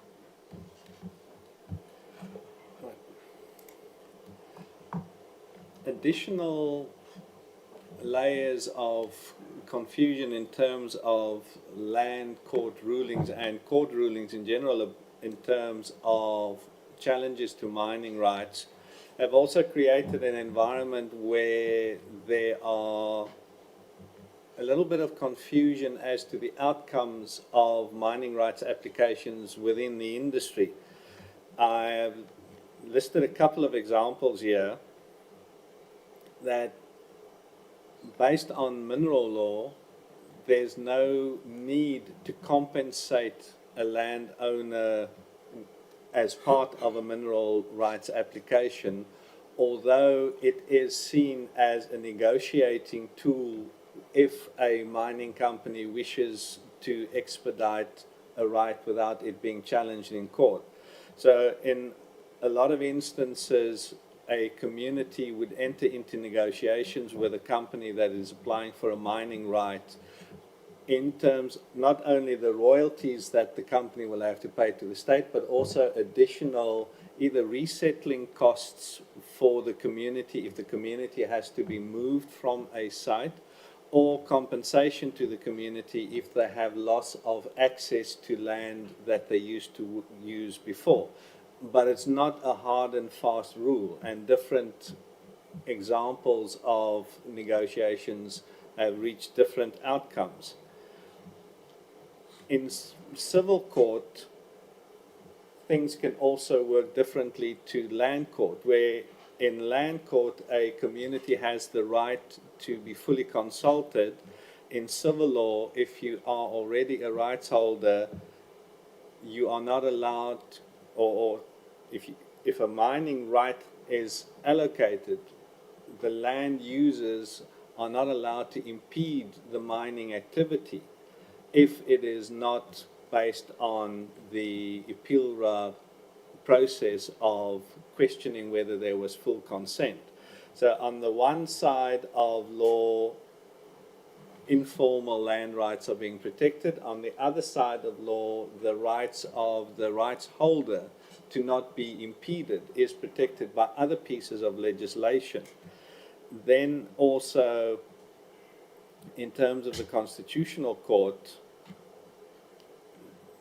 there's been a recent ruling that if a landowner or lawful occupier prevent the mineral rights holder from commencing with prospecting or mining, that rights holder must first use all the remedies of the MPRDA in terms of negotiations before other court action can be taken. So with a lot of words on the slide, I think what I was trying to communicate was that there's not one single piece of law that fully addresses all of the possible challenges that can show up when a mining right is applied for. There are conflicts in South African law and conflicts in legal application in terms of different outcomes on the same type of challenge. Thank you. Jadi dari pertimbangan hukum ini dimenjelaskannya dari namun baik pembayarannya ganti rugi maupun kesepakatan antara pemegangnya hak pertambangannya dan pemiliknya tanah mengenai jumlah ganti rugi bukanlah masyarakat untuk mendapatkan akses ke tanah, tapi untuk keperluan kegiatannya pertambangan atau prospeksinya. Mahkamah Konstitusi baru ini jadi memutuskan bahwa jika pemilik tanah atau penghuni sah mencegah pemegang hak mineral untuk memulai kegiatan prospeksi atau pertambangannya, maka yang terakhirnya harus terlebih dahulu menggunakan upaya hukum internalnya berdasarkan pasal di pasal MPRD pasal 54 sebelumnya dapat memulai kegiatan pertambangannya di tanah tersebut. Dalam hukum pertatanya, pemegang haknya pertambangan dapat memperoleh pemerintah pengadilan the injunction yang melarang semua pihak ketiga termasuk pemilik tanah untuk menghalangi atau mencampuri kegiatan pertambangannya dan dapat menegakkan haknya terhadap pihak ketiga manapun. Pedomannya pemukiman kembali komunitasi tambang mengharuskan bahwa ketika seorang pemohon atau pemegang bermaksudnya untuk merelokasi pihak yang terkena dampak ke daerah alternatif, pemohon atau pemegang harus antara lain berkonsultasi secara bermakna dengan pihak yang terkena dampak dengan menawarkannya pilihan yang praktis dan sesuai secara ekonomi, biar memastikan bahwa kepemerintahannya masuk dalam kementerian pihak yang terkena dampak didengar dan pertimbangannya. Ini supaya bisa membentuknya komite pemantauannya dan evaluasi pemukiman kembali dan menanggung biaya pemukiman kembali. Thank you. Yeah, I'm just going to speed through this slide. The only information that I wanted to convey here is also based on South African law. You don't have a single type of right. Every activity is a right by itself and requires a specific application. So we have more than just the ones on the slide, but these are the main slides. So prospecting right a mining right for an extended period of time, a mining permit for a small scale or short period mining, reconnaissance permission for exploration, and then retention permits if a mining company has a right but doesn't want to exercise the right immediately but wants to retain that right. So it's a complex regulatory environment. There isn't just one right, and the companies have to apply for each separate type of right depending on what it is that they wish to do. Thank you, Honorable Member. So dari semua yang tadi dijelaskan, yang slide yang paling pentingnya adalah slide-nya ini yang menjelaskan jenis-jenis hak berdasarkan MPRDA. Parlemen Republik Afrika Selatan, hak itu prospeknya dikeluarkan untuk wilayah prospeksi dan mineral terkait yang utama ini, tetapi tidak memberikan hak kepada pemegangnya untuk menambang mineral tersebut. Hak pertambangan itu, yang kedua itu dikeluarkan untuk jangka waktu yang panjang dan secara eksklusif untuk wilayah pertambangan dan mineral terkait. Yang ketiga itu untuk izinkan pertambangan, diizinkan pertambangan skala kecil di wilayah kurang dari 5 hektar dan di mana mineral yang dimaksud dapat ditambangi secara optimal dalam jangka waktu 2 tahun secara eksklusifnya. Yang keempatnya itu izin pengingatan kegiatan eksplorasi non-invasive secara non-eksklusif. Dan terakhirnya retention permits, izin dari retensi ini melindungi eksklusivitas yang dinikmati oleh pemegang hak prospeksi selama periode ketika tidak ekonomis untuk mengajukan hak pertambangan atau izin pertambangan.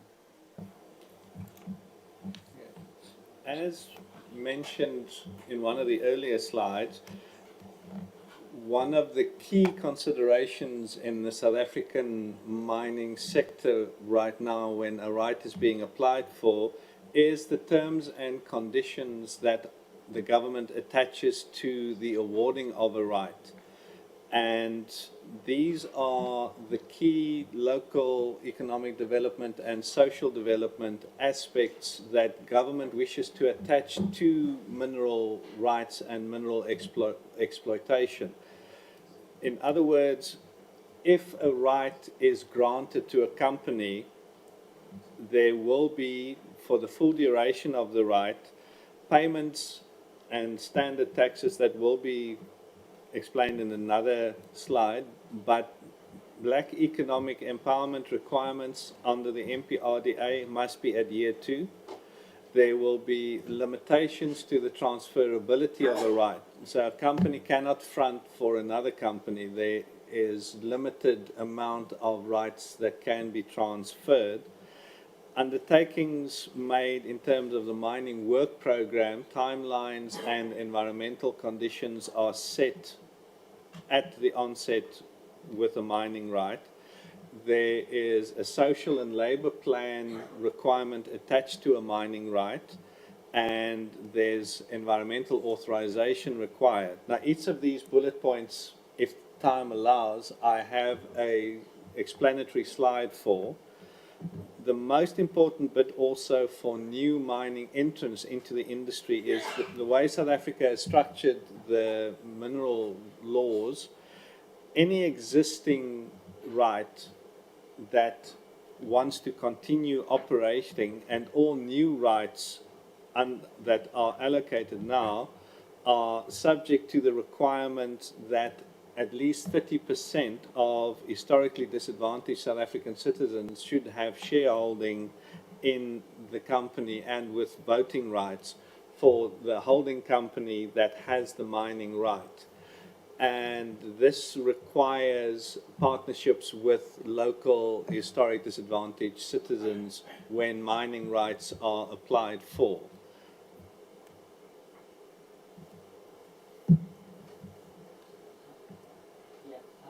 Thank you. Jadi bagian ini syarat dan ketentuan hak berdasarkan ini adalah terms and conditionnya dari permennya. Syarat dan ketentuan terpenting di antara meliputi itu durasi hak, yang ada berapa penting poinnya ini, bullet poinnya yang bisa menjelaskan lebih dalaman. Tapi kita fokus atas ini yang dahulu, ini pembayaran royalti kepada negara dan persyaratan persyaratannya pemberdayaan ekonomi kulit hitam berdasarkan dari MPRDA membataskan pengalihan hak yang termasuknya BEI. Janji yang dibuat berdasarkan program kerja pertambangan ini, rencana sosial dan ketenagakerjaan dan otorisasi lingkungannya. Beberapa hak pertambangan tundak pada pembatasannya, pengalihan saham apapun dari pemegangannya, tidak ada pembatasan atas hak permukaan atau hak pertambangannya yang dapat diperoleh oleh pihak asing, tetapi semua hak pertambangan harus hak baru tundak pada persyaratan bahwa HDSA harus memiliki setidaknya 30% manfaatnya ekonomi dan hak suara dari pemegang hak pertambangannya. Yeah.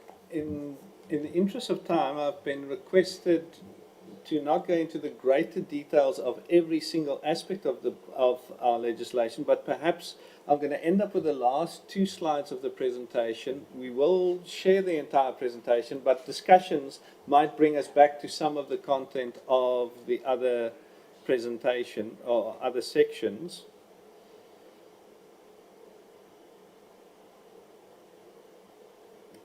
So in terms of the financial implications of operating inside South Africa, the way South Africa sets up is there is a royalty act for minerals and petroleum resources where all companies that wins and recovers mineral resources inside South Africa has to pay somewhere between 5 and 7% royalties to the government. Now, 5% would be in respect of a refined mineral resource, and 7% is for an unrefined mineral resource. So a company that exports raw materials pays a greater royalty than a company that refines the resource inside of South Africa.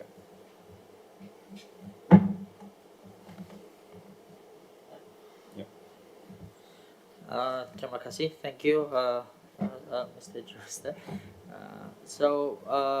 Dari bagian ini tadi ada bisa jelaskan, sudah bisa lebih dalaman dari bullet point yang tadi, tapi yang dia jelaskan bahwa pemerintah Afrika Selatan sudah bilang kita fokus atas yang 2 slide yang selanjutnya ini, yang utamanya adalah royalti dari aktivitas pertambangan ini dari Parlemen Afrika Selatan berdasarkan ketentuan undang-undangan royalti sumber daya mineral dan peminyakan 2008 undang-undang royalti. Seseorang yang memenangkan atau memperoleh kembali sumber daya mineral harus membayar royalti untuk kepentingan dana pendapatan nasional sehubungannya dengan pengalihan sumber daya mineral tersebut kepada pihak lain. Berdasarkan ketentuan bagian 4 undang-undang royalti itu ditetapkan rumus untuk menghitungkan besarnya royalti berdasarkan pendapatan sebelumnya, bunga dan pajak dari penjualan kotor sumber daya mineral yang dimurnikan atau tidak dimurnikan. Royalti itu maksimum sehubungannya dengan sumber daya mineral yang dimurnikan adalah 5%, and maximum royalty itu sehubungan dengan sumber daya mineral yang tidak dimurnikan adalah 7%. then companies that mine in South Africa are also subject to the normal taxes based on the income tax brackets and corporate tax structure of South Africa. And they are also responsible if they withhold tax on dividends to shareholders. They are responsible for those taxes. They are responsible for value-added tax and transfer duties in respect to transfers of land for prospecting or mining rights. Then additional to those taxes, the country has introduced a carbon tax from the 1st of June 2019, and it is being phased in on different industries at different times. But in terms of the mineral sector, mining sector, the first phase of the carbon tax is around 120 Rand per ton of carbon dioxide equivalent emissions, and will increase annually by inflation rate plus 2% past 2022, and then inflation thereafter. So it has increased since inception in 2019, but the government has brought in significant industry-specific tax-free emissions allowances based on the individual mine and what those companies are trying to do to reduce their emissions. So between 60 and 95% of the carbon tax can be waived upon application and negotiation. Oke, thank you. Jadi di slide yang terakhir ini, yang keduanya ini, yang dari Mr. George ini bilang pajak yang dibayarkan oleh sektor pertambangan itu perusahaan ya pertambangan Afrika Selatan dikenakan juga pajak normal seperti pajak penghasilan standar atas perusahaannya, pemotongan pajak atas dividen kepada pemegang saham. Pajak itu pertambahan nilai biaya transfer sehubungannya dengan transfer tanah atau hak prospeksi dan pertambangannya. Mulai dari 1 Juni 2019, pajak karbon itu juga telah diperkenalkan. Tahap pertama memiliki tarif pajak karbon sebesar 120 Rand per ton emisi setara karbon dioksida. Tarif ini akan meningkat setiap tahun berdasarkan inflasi tambahan 2% hingga tahun 2022 dan setahunnya per tahunnya berdasarkan inflasi setelahnya.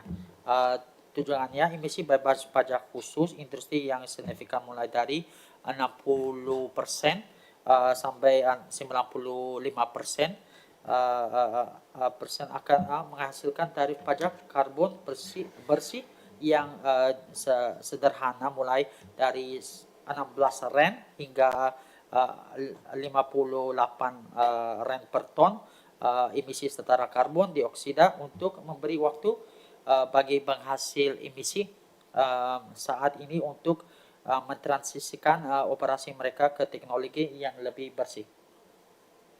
Thank you. Yeah, and then the last slide, I will just highlight some of the mineral beneficiation strategy amendments to legislation or pieces of legislation that South Africa has brought in. One of the key aspirations that the government has in terms of its mineral resources is to ensure that more beneficiation of minerals happen on South African territory before anything is shipped out, sold off, or taken away from the country in a raw format. And to achieve this, there are a number of pieces of legislation with key provisions for such beneficiation.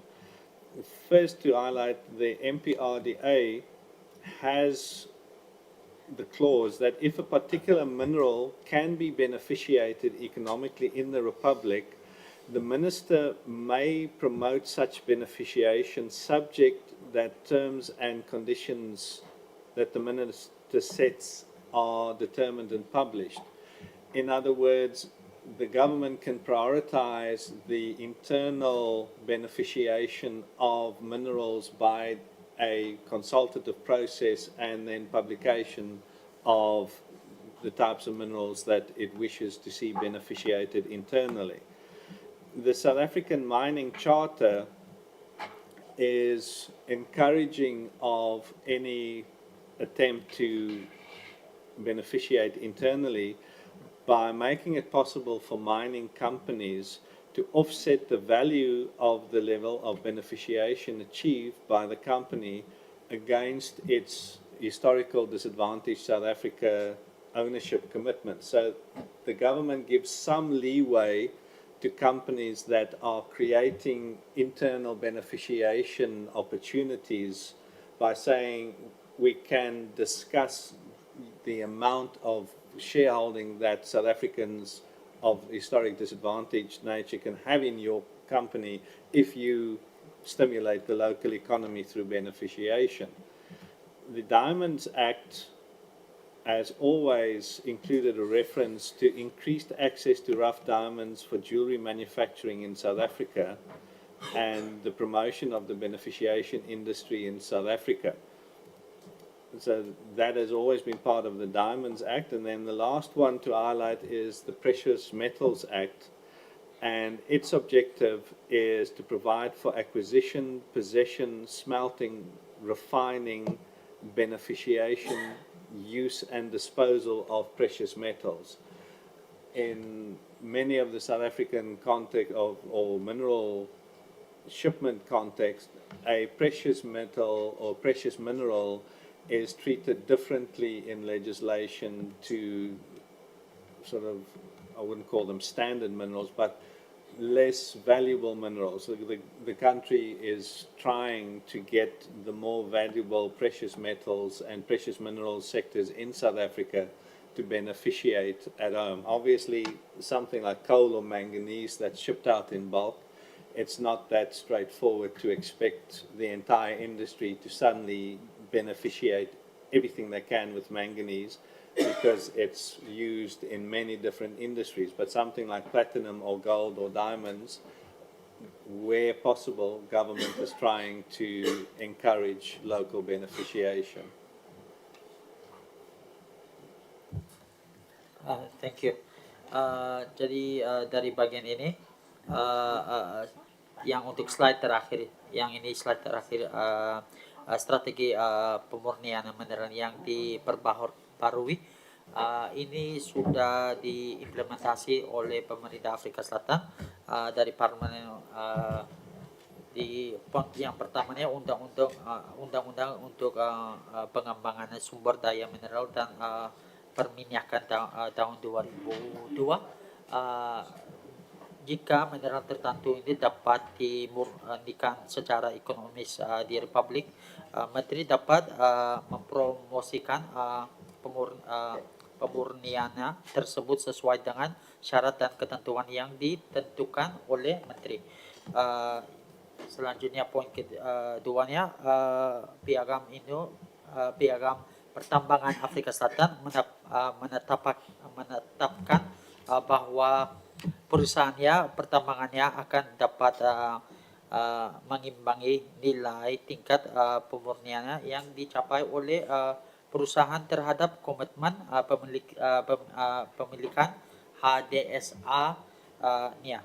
Undang-undang poin ketiganya, Undang-Undang Berlian 1986, Undang-Undang nomor 56 mencakup referensi untuk meningkatkan akses ke berlian kasar untuk pembuatannya perhiasan di Afrika Selatan, mempromosikan industri dan industri pemurnian di Afrika Selatan sehingga menciptakan lapangan kerja, dan untuk meningkatkannya partisipasi di seluruh rantai nilai berlian.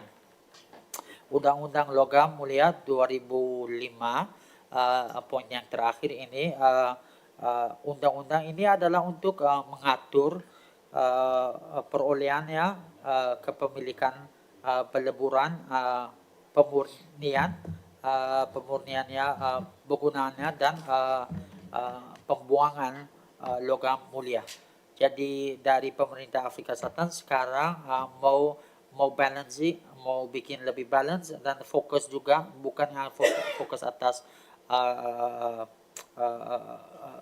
ke perolehannya atau fokusnya yang bervalue aja, tapi semua mineralsnya harus ada bekerja sama satu fokus bagaimana bisa bikin lebih luas untuk di pemurniannya dari minerals beneficial. Jadi bagaimana kita harus bikin ini lebih berfungsi dalam pemerintah di Afrika Selatan. Thank you. I'm going to end the presentation here. The discussion might throw up details that require more input, but I think it's better to stop now and give the floor back to Chair. No, thank you so much, Mr. Juste, for the presentation. I know you are very detailed, and if we had time, I would have taken the entire presentation. Before our discussion, because I sense that the sugar levels have dropped, can we take a 10 minutes comfort break? There's some refreshment out here so that when we come back for discussion, at least the energy is a bit higher. Don't take too much because we still have lunch. So please, just 10 minutes and then we back for the discussion. I think it's direct discussion. No problem. Sorry to interrupt. Jadi bagiannya dari pemerintah Mr. Mamudese bilang dia merasakan kita kayak sedikit sugar level sudah ngedrop, jadi harus istirahat sedikit, harus minuman ada refreshasi, ada siapkan. Ya, boleh. Setelah itu kita balik lagi untuk diskusi selanjutnya. Okay, so we'll be back at 11:56. 11:56. Yeah, so we can have our discussions. Thank you.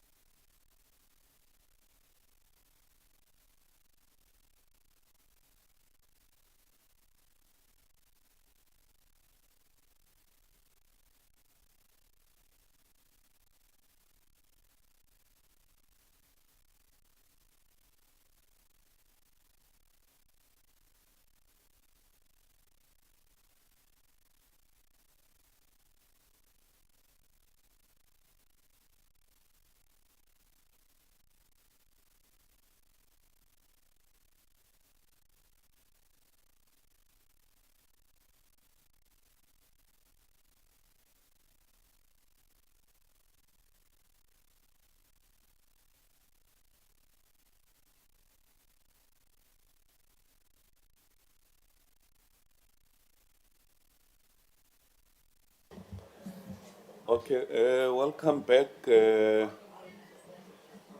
thanks for the comfort break. I'm sure now even the mind is a bit refreshed. You have seen what we're trying to do in terms of mining and the law that regulates our mining industry.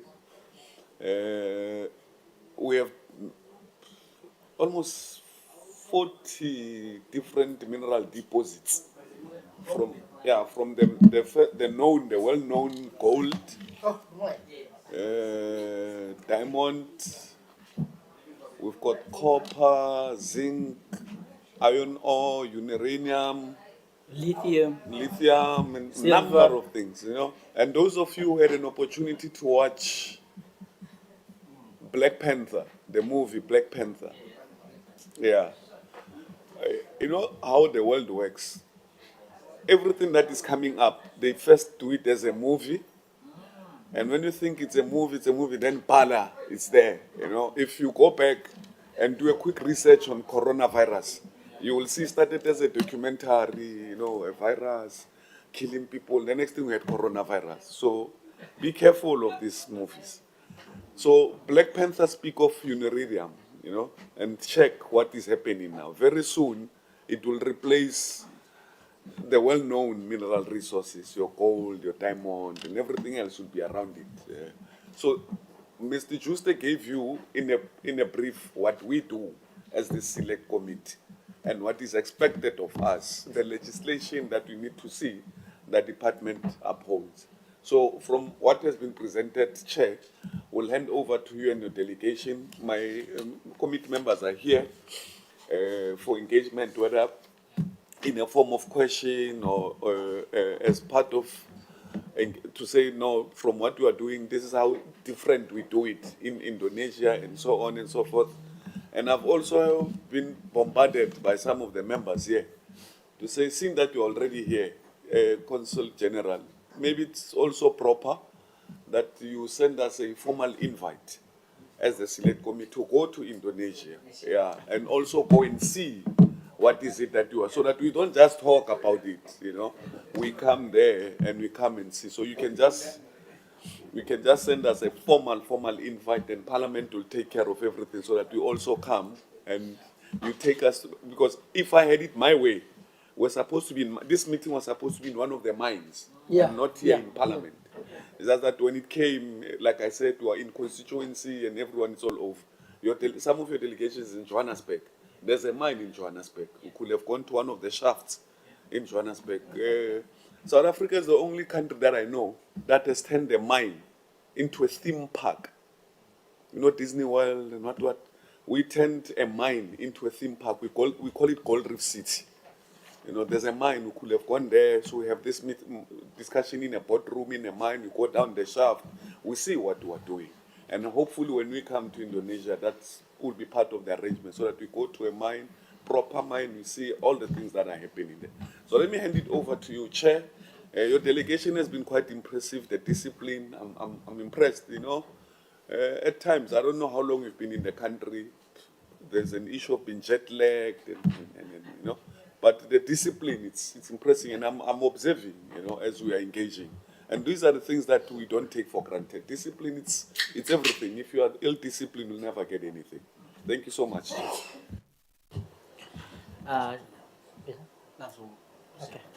Oke. Tadi Honorable MP Modise menjelaskan aja dari bagian dia, dia bersyukur dan berterima kasih untuk delegasi ini. Dan juga sangat perhatikan atas disiplinnya dan berfungsinya dari delegasinya. Ini dia sangat berhargai dari pemerintahnya dan anggotanya dari Indonesia. Dan juga tadi menjelaskannya tentang film-film yang sudah dikenalkan seperti Black Panther itu, berbicarakan tentang uranium. Ini salah satu mineral yang akan dijelaskan, dan kita akan lebih memahami kepentingannya, karena memang mereka pakai caranya itu bikin movie dulu, nantinya kita melihat yang aslinya dan berhasilnya dari mineral kayak gitu. Jadi ini yang bisa ambil seperti pembelajaran aja, bahwa ini memang walaupun seperti movie atau flick, ini memang nanti Afrika Selatan juga salah satu anggota yang termaju dengan mineral ini yang uranium yang bernamanya tadi. Honorable Mr. Josa akan menjelaskan nanti lagi. Dan ini juga untuk sempat untuk melihatkan kebedaannya, berfungsinya antara pemerintahannya antara pemerintah Afrika Selatan dengan pemerintah Indonesia. Ini dia ambil pelajarannya. Ini dia perhatikan khususnya. Terima kasih. Dan kalau MP-nya Modesi tadi bilang, kalau dia bisa ambil keputusan dia sendiri, perkumpulan ini atau delegasi ini akan menemukan di tempatnya mining. Ini seperti di Gold Reef City, ada di Johannesburg, ada yang tempat mining ini yang bernamanya Gold Reef City sudah jadi theme park, seperti Dufan di Indonesia sudah jadi di sini di Afrika, untuk lebih bikin tempat yang keluarga yang bisa datang dan melihatnya, sejarahnya dengan minerals dan mining dan selain-lain itu di Afrika Selatan. Jadi lain kali mudah-mudahan misalnya kalau ada pertemuan seperti ini lagi, kita bisa berapat di tempat ini. Dan juga dia bilang juga bersyukur kepada Pak Konjen Tudono, dan minta Pak Konjen untuk lain kali kirim surat invitasi pemerintah Afrika Selatan jalan ke Indonesia untuk merapatkan dan berdiskusi bagaimana bisa kerjasama dalam keadaan ini. Selain itu, saya akan berikan kepada kepala delegasi ini dari pemerintah Indonesia, Pak Agus Wakil, untuk melanjutkannya. Terima kasih.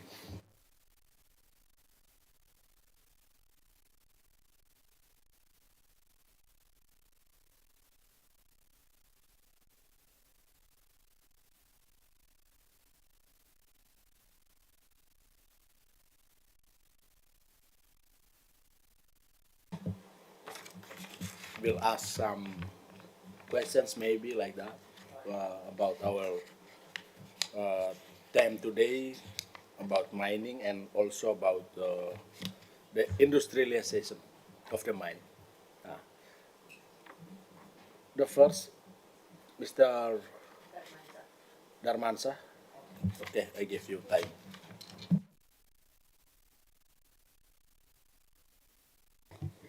Yes, thank you. Indonesia and South Africa has similarly historical of the mining. Yeah, for Netherlands era until now. Yeah.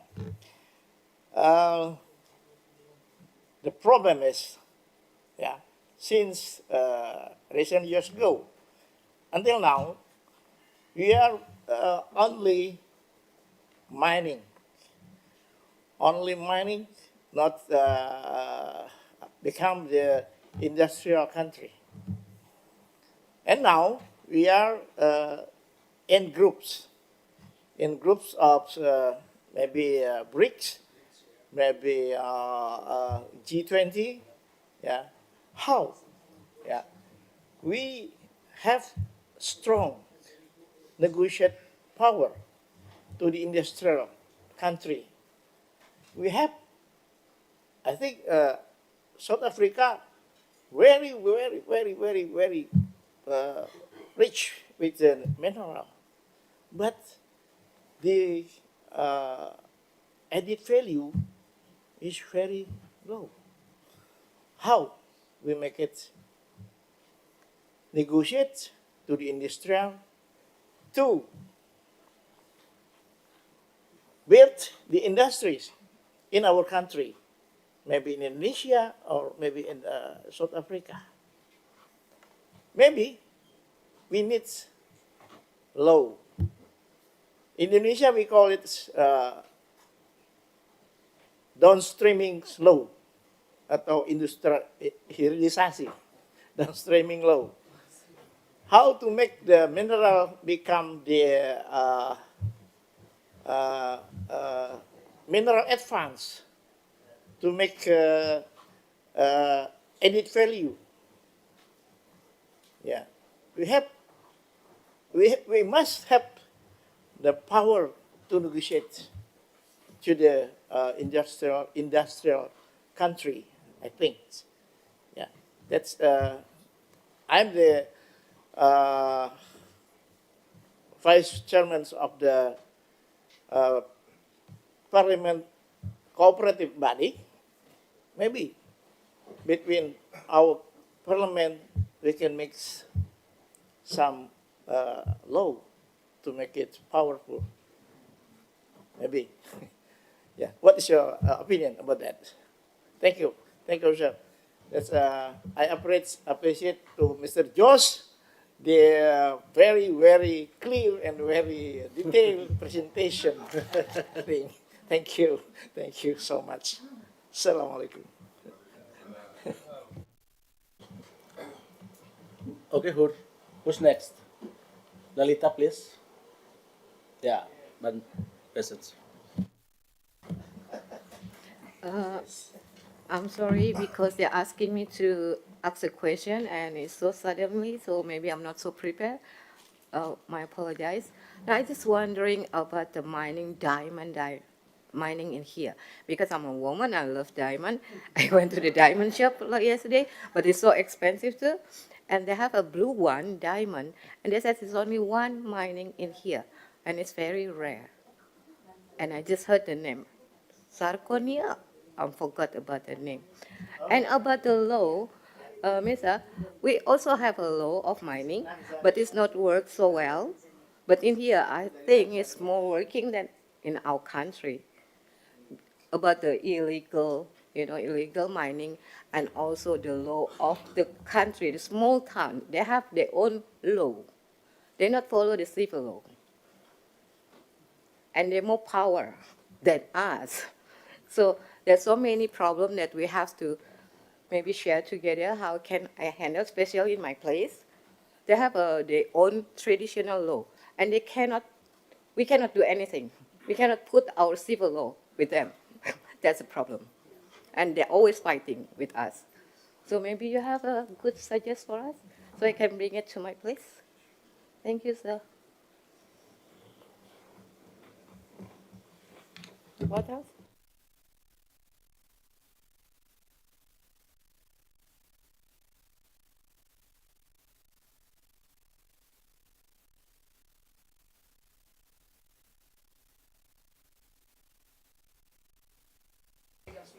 Ya, thank you. Yang saya tanyakan, Afrika Selatan banyak memiliki SDA, sumber daya alam mineralnya. Apakah ada industri yang mengelola bahan mentah ini menjadi barang jadi di sini? Dan juga apakah berlimpahnya sumber daya alam ini sudah memakmurkan rakyat daripada Afrika Selatan ini? Ini saja. Terima kasih. Okay, terima kasih. Thank you from the honorable member. He has just a tiny question regarding to the industry of mining. Is that what is the operation of a progress regarding the informal mining systems and so forth? Also, an industry that prevents of this occasions or event taking place as a solution-driven method of how it can be more formalized between the government and illegal. So what would be the system in place in that regard? I think enough. Just 3 questions, sir. Give you the time for answer to your committee.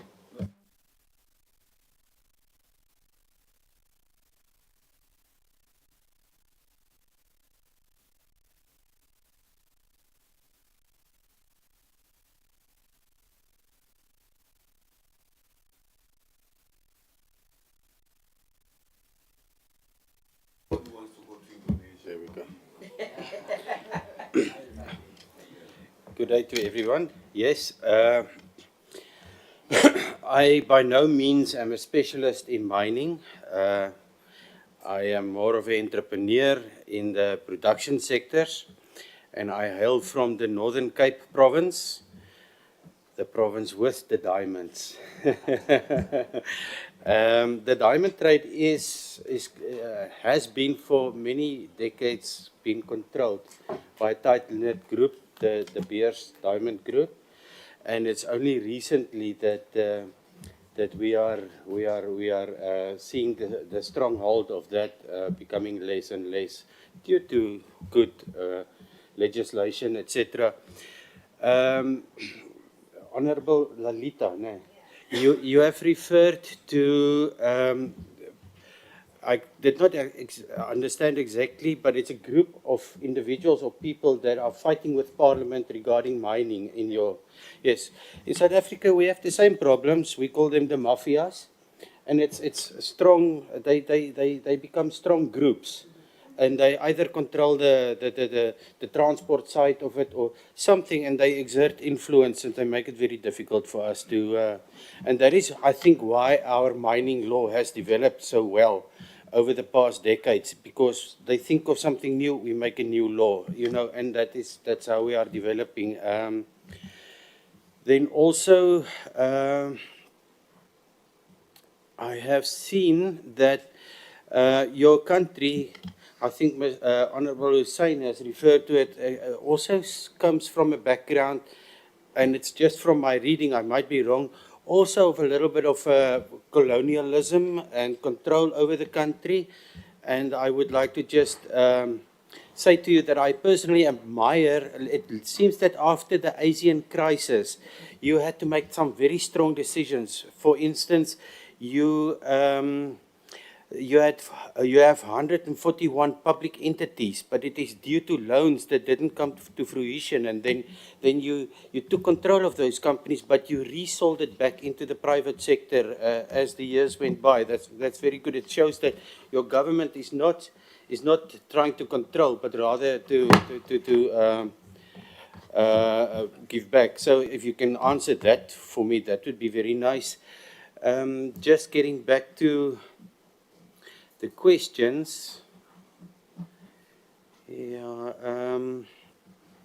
if I understood Honorable Hussein correctly, he said that we are very strong, we have a lot of product, but we have a low output. Am I correct? Right. So and yes, I think that is productivity is also a big problem in our country, but we are faced with an extra problem because we need work and labor opportunities. So industrialization is not always a good idea because it takes away opportunities. In the Northern Cape, we have very strong mines with the iron ore and etc.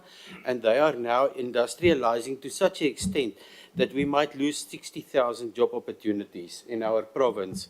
So on the one hand, we welcome management and digitalization, but on the other hand, we see industrialization to a large extent as a threat for the purpose of job opportunities. Thank you. That's my part.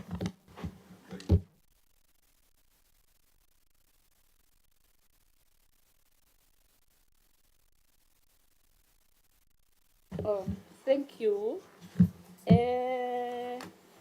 I will just put an input in the industrialization of mining in our country. I can say that we are trying now. We are focusing on things like beneficiation, diversifying mining, value chains, and promoting green industrialization strategies, which all this would involve moving beyond merely extracting raw materials and instead processing. We are on the trail of doing that. As years goes by and days goes by, will improve in South Africa. Thank you.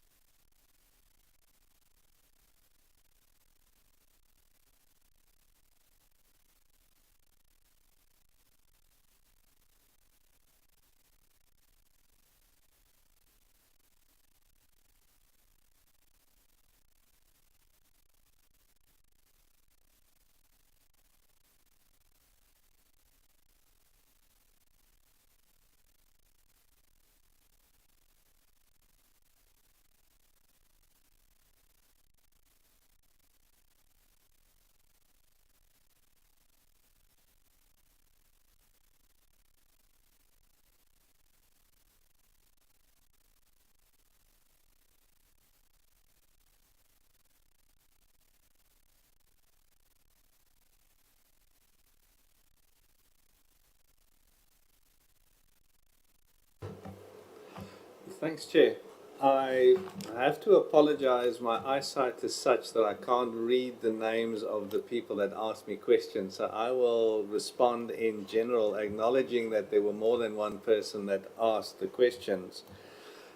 I think I have a slightly different take on the question that came around illegal mining versus strong industry control.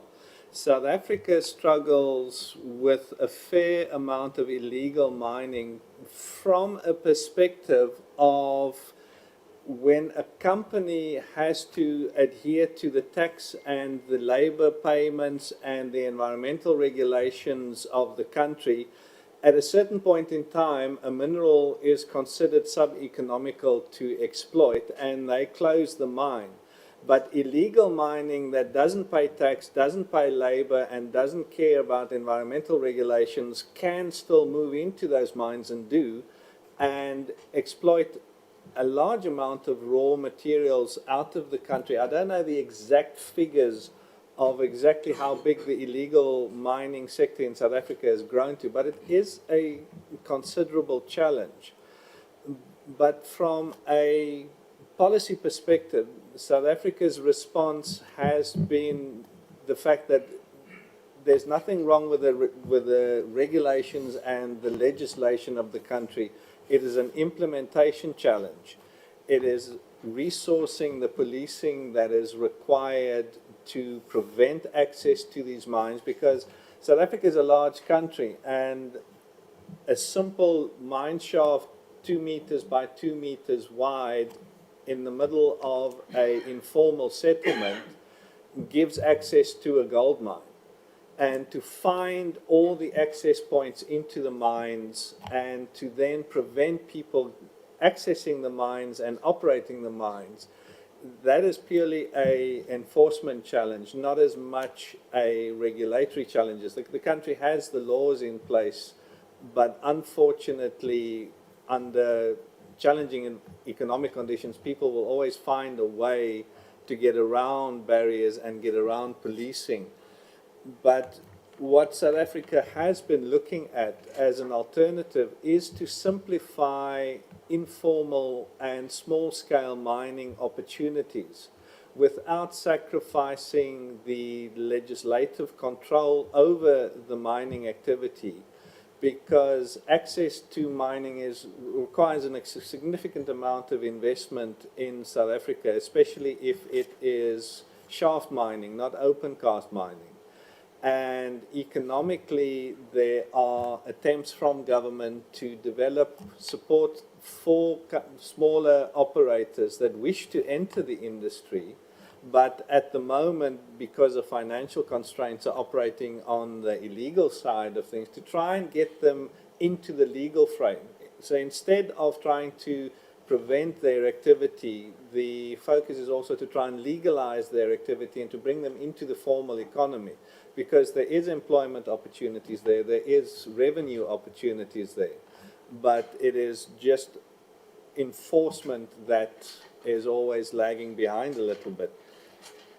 In terms of value adding in the industry, I think, yeah, it's a challenging environment that South Africa finds itself in. I think Indonesia might have the same history as South Africa in that a colonial force considered South Africa as a mine of resources, not as a manufacturer of goods. And the first 60 plus years of South African mining was based on this exploitative approach.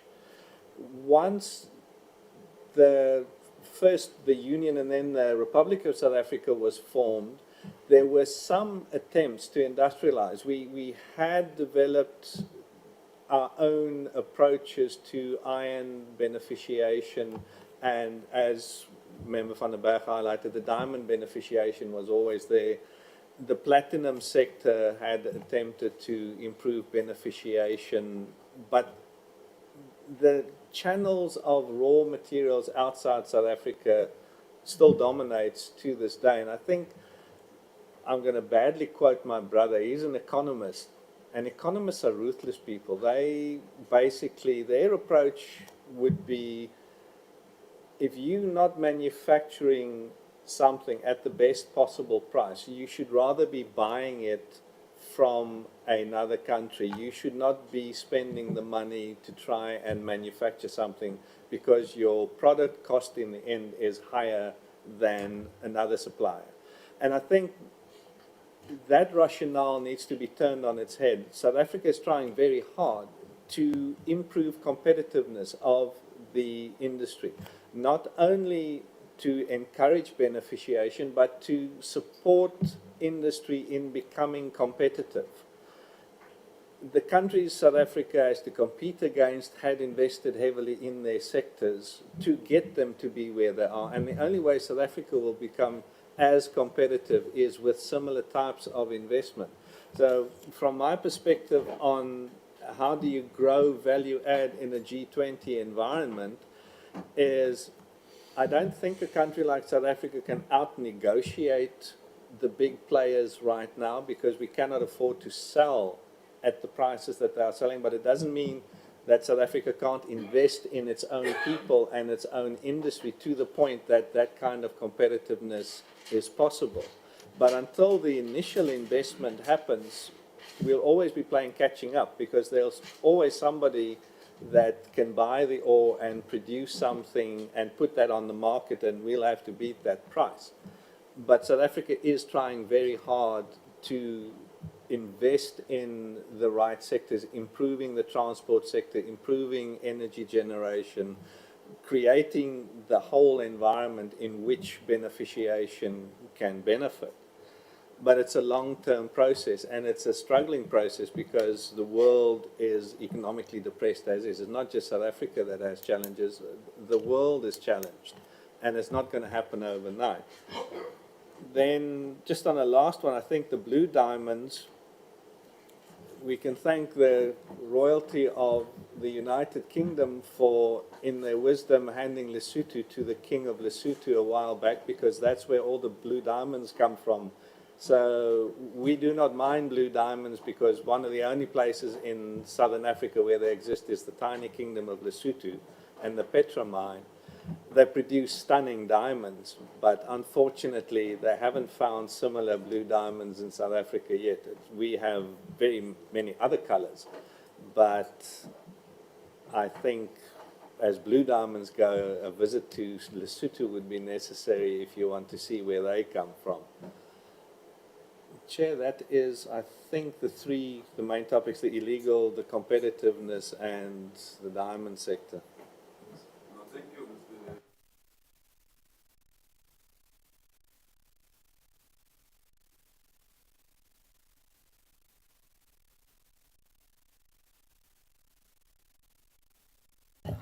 Ya, thank you, terima kasih. Jadi dari awalnya tadi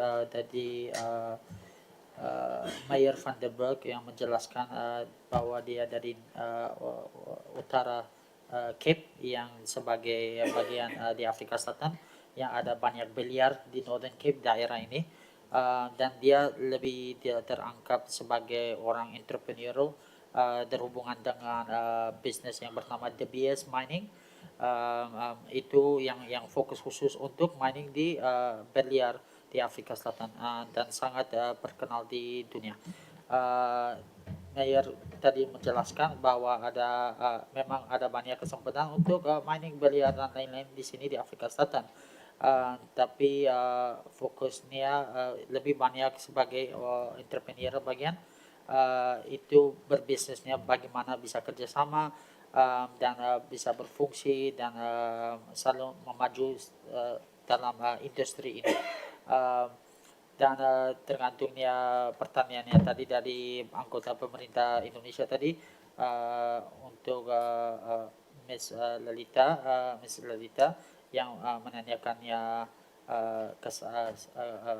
kemasalahannya dan problemnya sebagai orang yang mining di Afrika Selatan yang kurang yang izin atau tidak punya izin.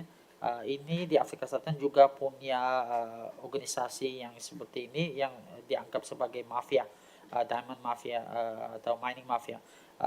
Tapi menurut dia ada lebih lancar bagian untuk menyelesaikan atau mengaturkan masalah ini di Indonesia dibandingkan dengan Afrika Selatan. karena itu ada banyak pelajaran yang mereka masih bisa ambil dari Indonesia. Dan yang selanjutnya pertanyaan yang dari Honorable Pak Darmawan ya tadi ya Darmansyah. Dia bilang dia juga mengagumkannya, menjelaskannya bagaimana Indonesia menjalankannya dalam industri ini, dan juga akan ambil pelajaran usaha untuk bagaimana kita bisa ambil pelajaran dalam caranya untuk menyelesaikan industri ini.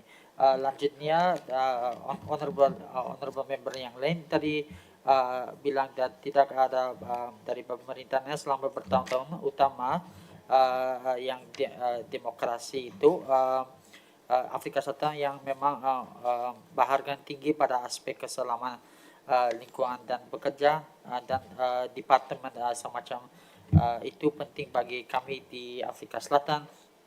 Honorable member ini dari pemerintah Afrika Selatan sebutkan bahwa kami di sini di bawah ketua komunitas air, dan ada dan kami merangkul perkembangan di sekitarnya. Mereka juga melakukannya beberapa kali untuk mencoba untuk bikin hubungan lebih kuat lewat dengan sejarahnya, dan sejarahnya antara Afrika Selatan dan sejarahnya Indonesia itu sesuatu yang khusus, yang tadi disebutkan juga, yang seperti contohnya selain yang udah dijelaskan disebutin itu, contohnya Afrika Selatan, Indonesia sudah jadi anggota untuk menjalankannya G20, sama seperti Brazil dan Afrika Selatan itu. Jadi ini membuktikan bahwa itu kita sudah jadi pemain yang kuat dalam global economy.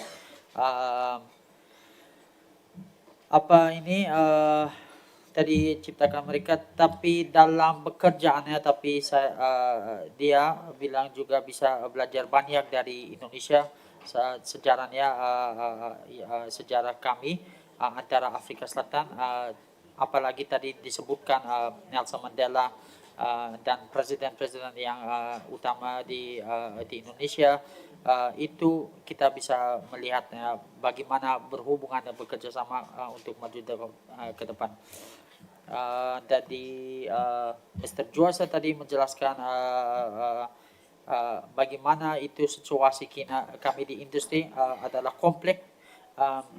Dia memikir sejauh itulah bisa melangkah, tapi menurut dia pertanyaannya tadi bisa menanyakan hal itu dalam hal mengobrol tentang masa depan, tetapi tidak melupakan ada yang sebagai silikon, tapi tidak bisa mendapatkan keuntungan dari apa yang kita mempelajari dari masalah semua yang ada di industri ini. Tadi juga dia menjelaskan bahwa ini bukan dari legislasi yang kementerian, tapi dari yang keamanan, yang bagaimana untuk bekerja sama dan industri ini bisa yang antara yang legal dan yang formal, supaya bisa mengubahkan situasi ini. Dan selanjutnya tentang biliar yang biru itu memang kurang bisa menemukan di Afrika Selatan, tapi negara yang dalam Afrika Selatan itu seperti negara Kingdom of Lesotho, itu bisa menemukan sana kalau mau pertemuan atau dapat biliar biru itu, atau melihat bagaimana bisa menemukan dan mining ini. Tapi selain itu selesai dari bagian dia, dan memberikan lagi untuk MP Mutisi tadi dijelaskan. Terima kasih.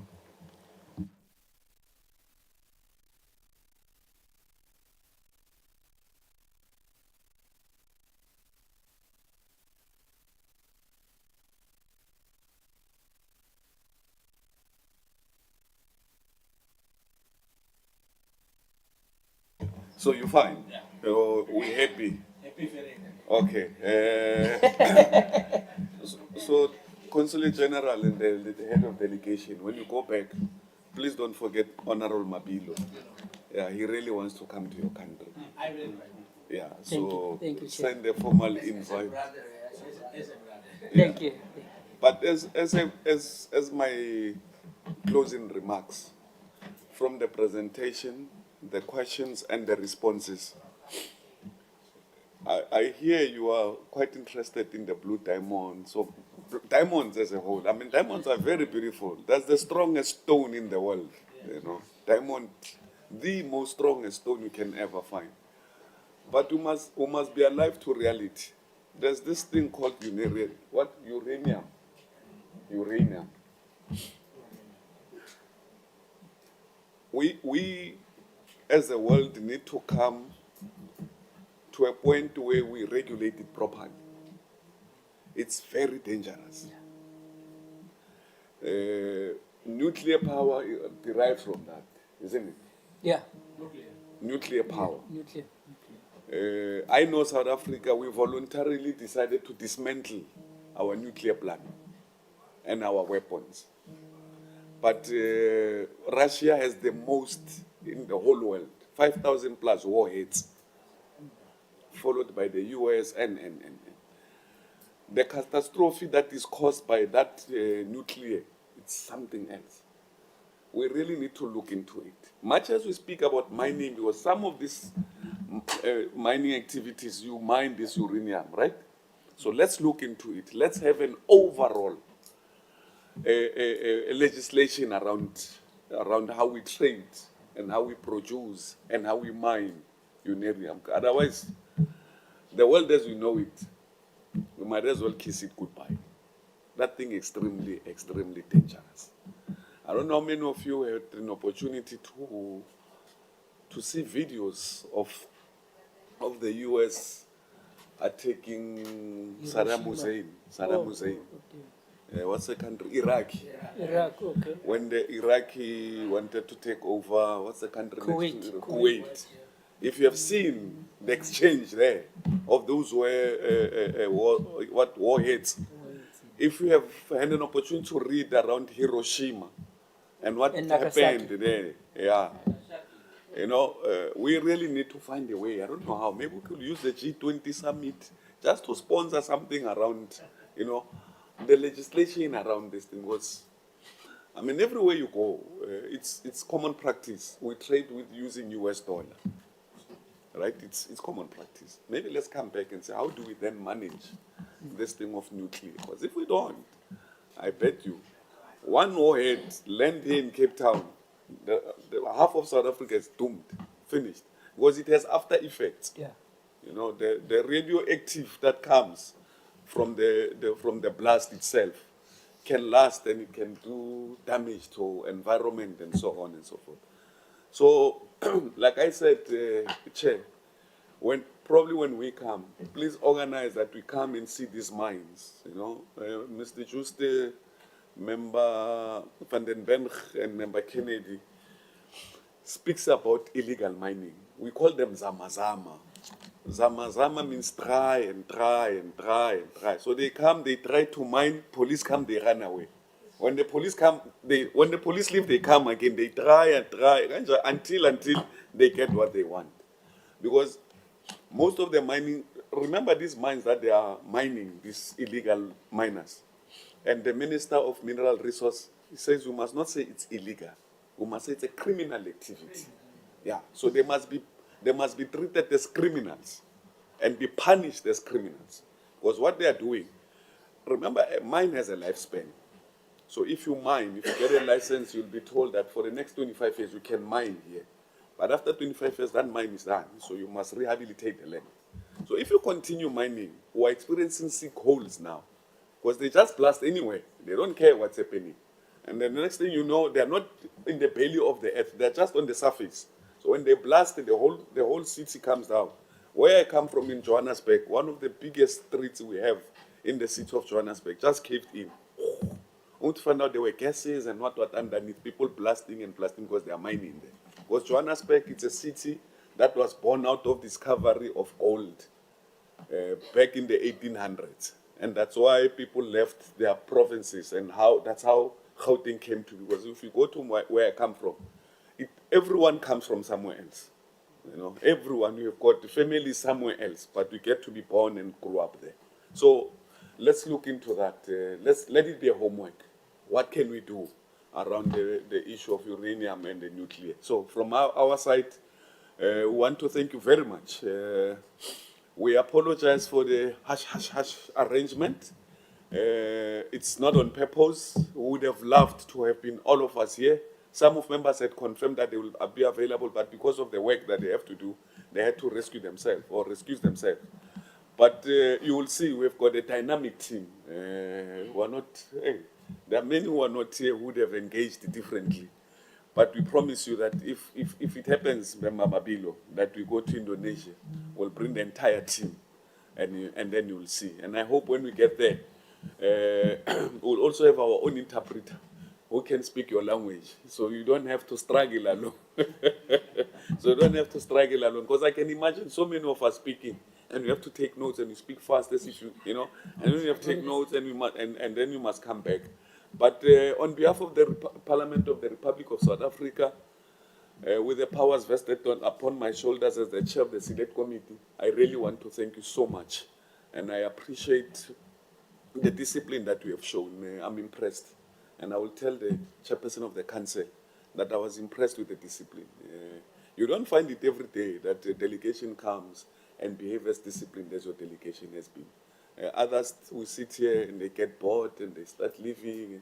And the next thing you know, we're left with 3 or 4 people. And most of them are outside, you don't know what they're doing. I'm quite impressed with your discipline. And I hope when we come to your country, we'll also display the same discipline. Thank you so much.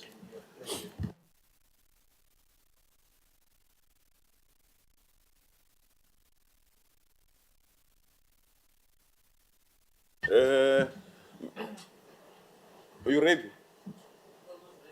You are ready for us?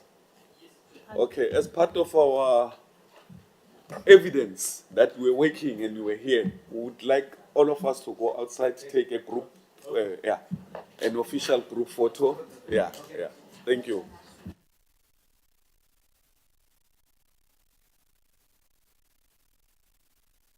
Sorry, before I forget, Bulelo was going to kill me. Bulelo was going to kill me. She's very thorough. She has organized some.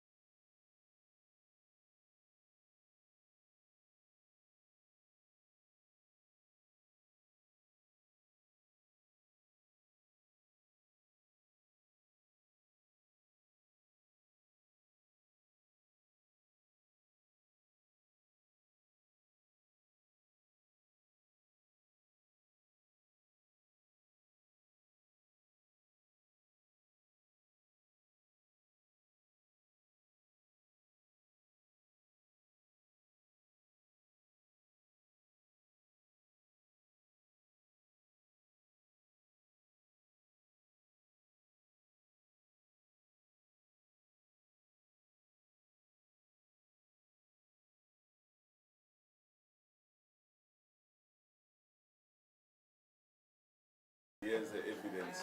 Yeah. So you'll share with members. Thank you. Thank you. What? Ours is outside. So where? Do you have a banner? Or on the stairs? Oh, okay.